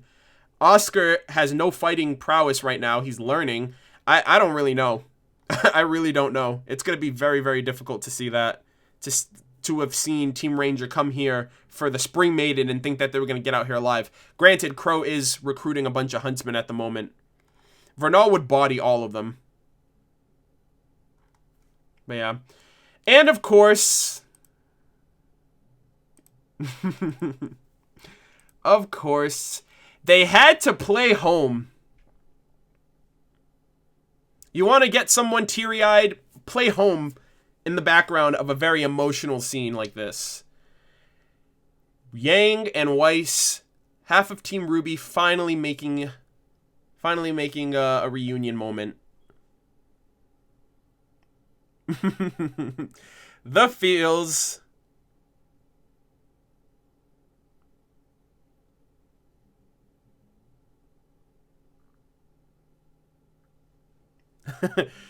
The best scene of the volume. Rejoice. Oh my god. Down. The feels. We're not here for your money. Hello again from Australia. Hey! Home of crappy internet. Here's $5. Spend it wisely. I would give you more, but No, I don't wanna. that's completely fine. What would you rate this episode on a scale of 1 to pi? The number, not the food. And to everyone here, have a good day. Thank you very much for the $5. I appreciate it. From Australia too. What time is it there? Must be, it's either late or early there. I'm not entirely sure. I don't know time zones from Australia. How would I rate this episode? It was a great episode. I don't really do number ratings. I think those are arbitrary and more destructive than anything, especially when it comes to people's opinions. But I loved it. I loved the episode. We got a fight scene at the beginning with a fight scene in air quotes from Yang because of we got the fight scene with Yang finally really just seeing her back on her feet, kicking some ass after over a year, since volume 3 that we really saw her in the fray. So it was really great to see that. Loved the choreography, like I said. Loved the animation of that fight scene by Austin and Jason. Jason DeCall, new animator over at Rooster Teeth, which is great. Loved more than anything. I was really surprised and excited that we got moments of the training arc between Oscar, Ozpin, and everybody else who's a part of the team, because I wasn't expecting to see that this soon. They elaborated a little bit more on Aura, which I think is good to do, because I was talking about that last week as well. I mentioned how how are they going to reinforce a little bit more information on Aura without kind of doing its own dedicated World of Remnant 2.0 essentially. So we got that. Raven and Yang was a long time coming. especially since she's been looking for her mother since the show has started. So it was great that we got that interaction, learned about her semblance, got a little bit more of shady aspects of Ozpin. Seemingly going to get more information in the next couple of episodes with Raven, giving us more, disclosing more information on Ozpin as a whole. And the icing, the weissing on the cake, if you will. Yang and Weiss are back together. Weiss and Yang, half of Team RWBY, back together. So, and this was just a tender moment too, just because they haven't, like, they saw each other, but they couldn't have that moment until things settled down. And Weiss didn't even, like, Weiss just literally, like, just freaking jumped up and hugged her. You know, I will say though, like I mentioned, was that, I'm looking forward to the reunions of characters that I feel have had more dynamics on screen. Because like I said, I don't think Blake and RWBY have ever talked to each other on screen in this show since this show has started. I'd be really surprised if they actually have. Yeah, I don't think Blake and Yang have ever, I'm sorry. RWBY and Blake have ever said like 2 words to each other in the show, like to only each other, like have had a one-on-one dynamic. Same thing with Weiss and Yang, right? And I think this is good that they're the first 2 to be paired together, because that gives us more Yang Weiss dynamic and interaction and character development for both of them as teammates, because that has been lacking on screen. Volume 1, I think the only thing that Weiss and Yang have ever said to each other was like when they were looking for Blake in Volume 1, after she revealed that she was a faunus, and she was like, you know, you really don't care if we find her, do you? And she's like, of course I do. I'm just afraid of what she'll say when we find her. The innocent never run, Yang. I think that's like the only one-on-one that Yang and Weiss have ever had. So I like this interaction too, and I like the fact that these 2 are together, because it'll give us more of a dynamic for both of them, because that's something that's been lacking since the show has started, in my opinion. Yeah, I would say the Team Funky fight, but like, that wasn't, I don't know. First off, they weren't even really working together. They were both doing separate fights. They just happened to be together. I mean, like when I say dynamic, I mean Weiss and Blake from Volume 1. Like, both of them having parallel, opposite, like, opinions on the White Fang, the Schnee Dust Company, how it's affected both of their lives, how that in turn is affecting both of them, Calm you know, down. their relationship. We're not here for your money. I actually watched this episode yesterday. I didn't cry at the end. You cried. By the way, greetings from Malaysia. I teared up. I didn't cry. Like, I didn't, like, full-on bawl my eyes out, but it was a tender moment that I expressed, just because it's been a long time coming, and I'm like, finally. I'm gonna be a mess when, like, the characters who have had the most dynamic for each other come together, right? But, for example, when I mean dynamic for, like, why I feel like little to none of it's practically non-existent for Weiss and Yang, is because, like, I think of Weiss and Blake's interaction during Volume 1. I think of Blake and Yang's development during Volume 2. I think of RWBY and Yang's development as their sisters, and especially after Volume 3, you know, when they had like that little moment where Yang was defeated and she was like, just leave me alone and stuff like that. Those are the moments that I'm considering, you know, the ones that we've actually seen firsthand, like how these characters act, how they behave, how, you know, and then RWBY and Weiss, it's just like, you know, RWBY and Weiss is just like, it's like an adorable kind of, like a love-hate relationship that they always have ever since Volume 1, and that's kind of transcended up until Volume 3 as well. So, and I don't mean that in any way in terms of shipping. Shipping has nothing to do with this opinion as well. This is literally what you see is what you get, and we haven't really seen much from Weiss and Yang since the show has started, and again from RWBY and Blake since the show has started. So like RWBY and Blake will be super awkward if they're the first 2 to see each other, because it's like I understand there's a lot of behind the scenes stuff that we don't see, but like in my head I'd be like, have you guys even like exchanged words with each other, you know? Who out of Team RWBY would you want to meet up next? I'm dying for the sister reunion. I feel like the next people, I feel like it would only be logical for RWBY and Team Ranger to meet up with Weiss and Yang. So basically it'll be Weiss meeting RWBY, RWBY seeing Yang, and, you know, at that point, all three of them, and then the rest of Team Ranger will be together. Which I would wonder, actually, you know what interaction I'd really like to see? Weiss and Jaune. I'd really like to see Weiss and Jaune's relationship at this point, because for multiple reasons. Number one, she was very cold to him since the show has started. Yeah, she came off as a bitch in Volume 1. I feel like that's just the Weiss thing, and, you know, she's developed over time. But, like, he obviously had feelings for her, didn't work out, never gave him a shot, and before Pyrrha died, the last thing that Jaune, I think, said to Weiss was, you know, you need to save Pyrrha, right? And she says, we will. Where are you? And then he smashes his phone. And then, lo and behold, tower falls, Pyrrha dies, communications are cut, Weiss gets sent back home, etc., etc. So I'm really wondering how them two are going to interact with each other from here on out. Just because they both clearly have done a lot of maturing over time. So there's that. Other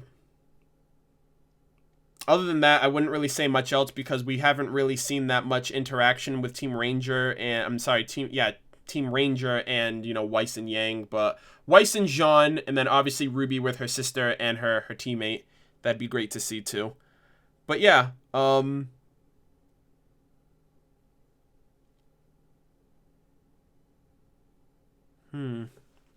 yeah, I think Blake's gonna be the last one to meet up long after the fact. I don't think I'd be really surprised if all of Team RWBY got back together this volume.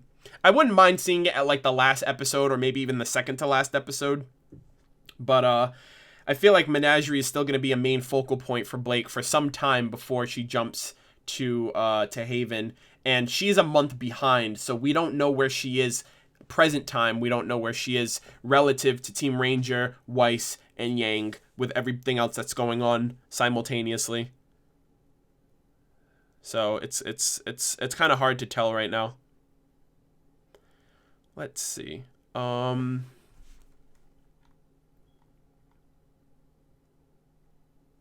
yeah, that's overall, that is the episode. It was a great episode overall. Like I said, you guys will see my reaction to it this weekend. And I've only been streaming for 3.5 hours, so excuse me. So basically, I don't have to like basically be Ramble of Birds this time around. Hold on a second. But yeah, this was a great episode. Really, really liked it. Really enjoyed it. Lot of stuff to set up to look forward to. Like I said, I don't know if we're gonna get Chapter 5 this weekend. I assume we are. A part of me just feels like, because of based on how vague Rooster Teeth has been, and I'm surprised no one has asked this at like a panel or anything, but like people have asked on Twitter, no answers. They haven't announced it themselves either. So I don't think we're getting World of Remnants anymore.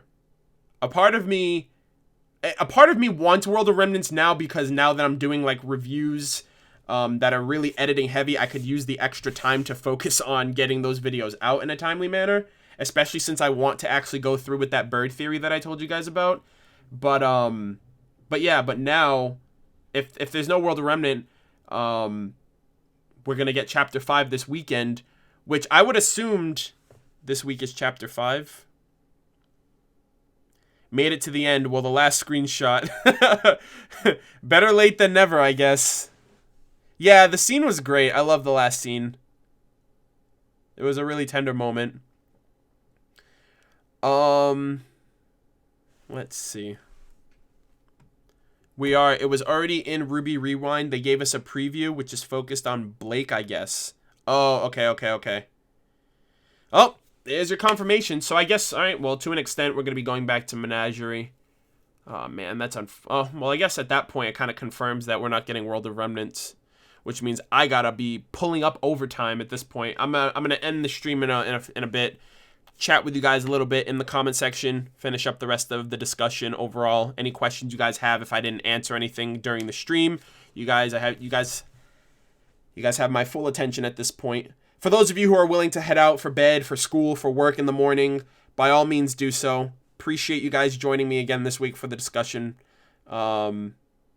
overall. And same time next week. Well, a little earlier, hopefully. Also, really quick, for those of you who have not left yet, so the episode comes out this Saturday. I am not watching episode 5 until Monday. And the reason for that is because on Saturday evening, all day Saturday into Sunday morning, from 8 a.m. Saturday morning to 8 a.m. Sunday morning, is going to be Rooster Teeth's 24-hour Extra Life charity stream. And I want to focus 100% on that. I'm probably going to be editing all day that day. I'll have my reaction out to Chapter 4, but I'm not going to watch. I'm not going to be watching the episode. I'm not really going to be active on Twitter because I don't want to be spoiled on anything. I'm not really going to be on any other social media. I'm probably just going to be editing and watching the stream all day. So essentially, I'm not going to watch the episode until Monday. So the live stream discussion might get pushed back to Wednesday. So that way Monday I can watch it. Monday I'll also be able to screenshot the episodes. Tuesday I can put them into OBS. And then Wednesday we can have our discussion. So that way I'm not doing everything on the same day. Reaction, screen capping, putting into OBS for Tuesday. Because that's kind of the format that I have. Saturday, I watch the episode. And I do my Discord discussion with my Twitch subscribers and my Patreon backers.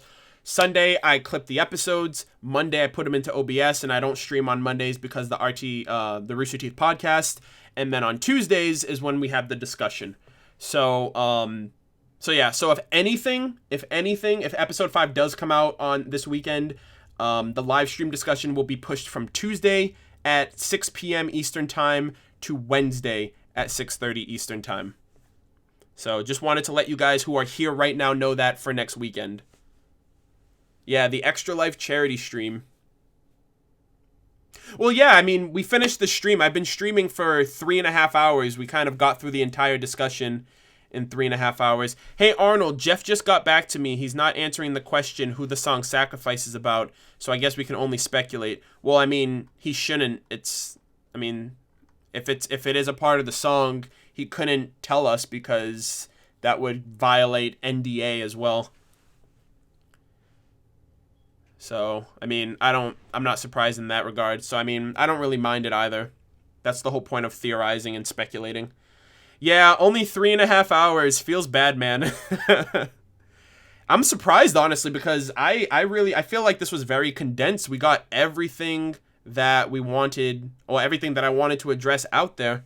Nice discussion. Thank you, Arnold. Nice discussion once again. Good night. Seashells99, thank you for the support. Thank you for the super chat donations today. You also have a great night as well. I'll dedicate the last few minutes to anybody who want to ask questions or just chat for a bit before I end the stream.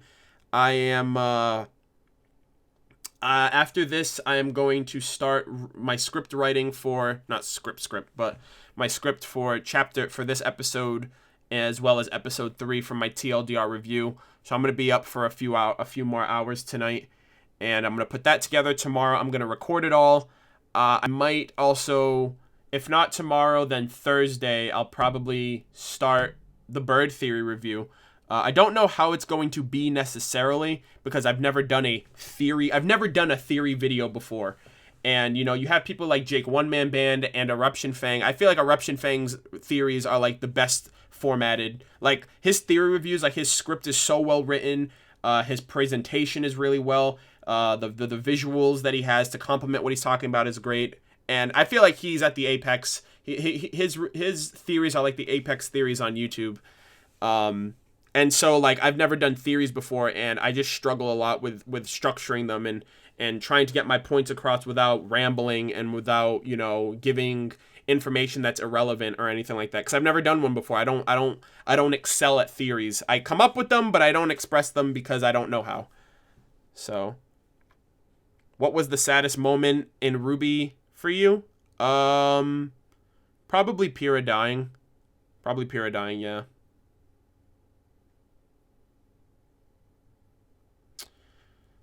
Do you think semblances can be activated for the first time through anger? Hope that would just trigger Jaune's. Well, anything can trigger a semblance. Jaune, Ren's was triggered through extreme stress, so it's possible.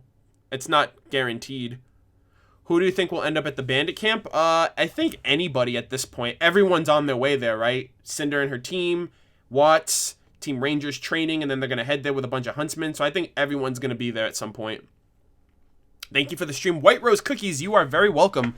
I am glad that you found it entertaining, enjoyable, escape from boredom, whatever the case might be. I appreciate the support from all of you guys especially. And like I said, I do these. They're fun to do, honestly. It's really fun to just dedicate an evening to catching up with you guys, seeing what you guys have been up to throughout the week, and obviously talk and geek out about RWBY in real time instead of it just being a pre-recorded video that you read, that you watch, leave your comment, and then move on with your day. So, I don't know. I really like doing these, and I'm glad that I started them last year because they were really successful last year, and obviously this year, I'm still continuing them. They get as many views as they did last year, too. A lot of people enjoy. We get a lot of people concurrently, too. We had about 800 people tonight. 840 people, I think, were here at we peaked around there, which was insane. So definitely appreciate the support. I mean, without you guys, I probably wouldn't be doing these as much, to be completely honest. Hey, man, thank you for the stream again. I was silent for most, just listening in. I might be more active next time, but right now I need to go contact my therapist, so I'll leave you to it. Draco the Phantom Knight, you have yourself a great night. Thank you so much. Don't feel bad about being a lurker or just listening in. The content is here for you to consume however you want. If you want to be spamming the chat every minute, go for it. If you prefer to just listen to this in the background while you're doing your homework or while you're at your desk job or whatever, feel free to do that as well. Not a problem whatsoever. Give me 1 second. Alrighty. I'm just reading the rest of these comments really quick. Are you ever going to react to the last episodes of RWBY TV? Yes, I will. Not anytime soon because RWBY is, Volume 5 is, my utmost priority. And it was a close call, especially for, Red versus Blue in RWBY, in RWBY Chibi when RWBY Volume 5 was coming out because a lot of news and information was coming out. And I was prioritizing RWBY because that was what I was kind of focused on leading up to the premiere. So, Red versus Blue will be coming back, and I will be getting back to RWBY Chibi in due time. I have not seen the last couple of episodes either, so you guys don't have to worry about that. Starts lurking more. Yeah, don't overspam the comments, of course. I don't want to put my mods. I don't want to put my mods on edge. Yeah, see, Falling Star, you were watching this the whole time during homework. I love things like that. I do that for the RT podcast. I'll listen to the Rooster Teeth podcast while I'm editing a video, basically. I actually watched this. Oh, okay. Greetings from the Himalayas. I'm sorry, Malaysia. I don't know why I said Himalayas. That is great. Malaysia. Never been there. Never been outside of my own country, so I think that's super cool. Someone keeps spamming RWBY 30 days. I've already seen that. That animation. A lot of people ask me about that. I feel like a lot of people assume that if I don't make a reaction video to something, then I haven't seen it. When that what's it called? Man at Arms Reforged, when they did the video of them making Weiss's making her weapon, basically, Martin Aster. A lot of people were messaging that to me, hey, react to this. I don't really feel compelled to react to every single thing that I watch. I don't feel like everything I do needs to be broadcasted, number one. And two, it's I watch those as they happen, you know what I mean? An episode of RWBY or a discussion on it is a different story because that's a staple at this point. But something that comes out of the blue, Mark Zhang's trailers are the only ones that I actually eventfully go out of my way to make a reaction video to, since I started doing that since I initially saw the Charcoal trailer. So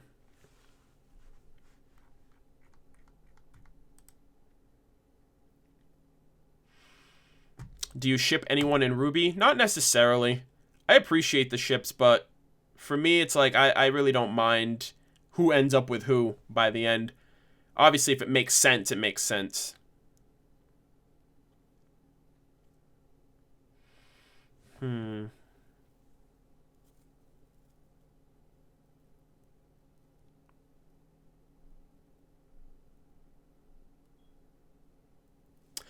Thank you so much for the stream, dude. I don't know if I'll come back late after today. Keep being you. Proxy, thank you so much, dude.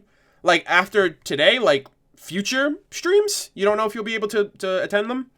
Well, if you're not able to, I do TLDR reviews, which are bite-sized variations of these live streams with a little added comedy and humor.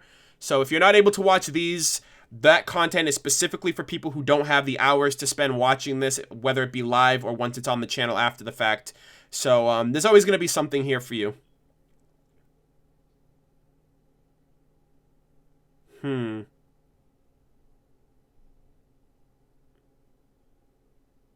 Have you ever watched Rick and Morty? No, I have not. Favorite intro? Volume 5's, I think, is my favorite. Nice Hunter x Hunter shirt. Thank you, Pine Rose. Hunter x Hunter is my favorite anime. Love it. But ultimately, thank you guys very, very much for joining. This was a really informative, really fun discussion overall. I feel like I talked my mouth off. My mouth doesn't hurt, though. It wasn't like that 5-hour live stream that I did where, like, my jaw was actually, like, physically hurting after I finished talking. So, that's all been great. But like I said, so just a quick rundown. This weekend, Saturday, I will be uploading my reaction to episode 4. Saturday is also going to be Rooster Teeth's 24-hour Extra Life charity live stream. So from Saturday morning, 8 a.m. Saturday morning to 8 a.m. Sunday morning, they're going to be live streaming their charity event to reach $1 million for Dell Children's Hospital for the charity event. And I am going to be participating in that, watching it live as it happens, donating, commenting in the chat. And I am not going to be watching RWBY until Monday. Because I'm going to be up for a full 24 hours. I'm going to go to bed at some point go to bed at some point at like 9, like right when the stream ends, around like 8, 9 in the morning on Sunday, and then try to get my sleep schedule back on track for Monday. And the live stream discussion will most likely be on Wednesday instead of Tuesday, same time. And that's all in the event that we actually get an episode this weekend and not a World of Remnant. So, but yeah, for the kids. The times for the live stream was Central. Okay, so Central time, so that's 9 o'clock my time. Wait, is it? Yeah, 9 o'clock, 9 a.m. my time then. Yeah, 8 o'clock Central time, so 9 a.m. my time. Thank you for reminding me on that. I completely forgot. Granted, it wouldn't have really mattered. I would have been up an hour early, but I think I'm going to be up an hour early anyways. So, yeah, but you guys have a good night. Thank you all again so much for joining. I really hope you guys enjoyed yourselves. For those of you who have school or work tomorrow, I hope you guys enjoy it. Work smarter, not harder, as I always say. And I will see you guys in the next week. Enjoy my reaction this weekend. I'm gonna try my absolute best to get my TLDR review for episode 3, 4, and my bird theory video out before Saturday. So I basically have Wednesday, Thursday, Friday into like Saturday morning to so I basically have like 3.5 days to get that prepped and ready for you guys. But I hope you enjoy. My TLDR for episode 3 isn't really going to have a lot of humor because it was just all dialogue throughout the whole episode. So it's really going to be like my overall thoughts and opinions. Episode 4, I have some jokes here and there that I'm going to put in, and there's going to be a really exciting video that you guys are going to see on its own, but it's also going to be in the TLDR review for chapter 3 that I feel like you guys are really going to like. But with that being said, like I said, you guys all have a good night. Thank you guys for joining. I will see you guys next weekend, and you guys enjoy the rest of your week. Oh, I'm sorry. I'll see you guys next week, and you guys enjoy the rest of your week. Have a good one.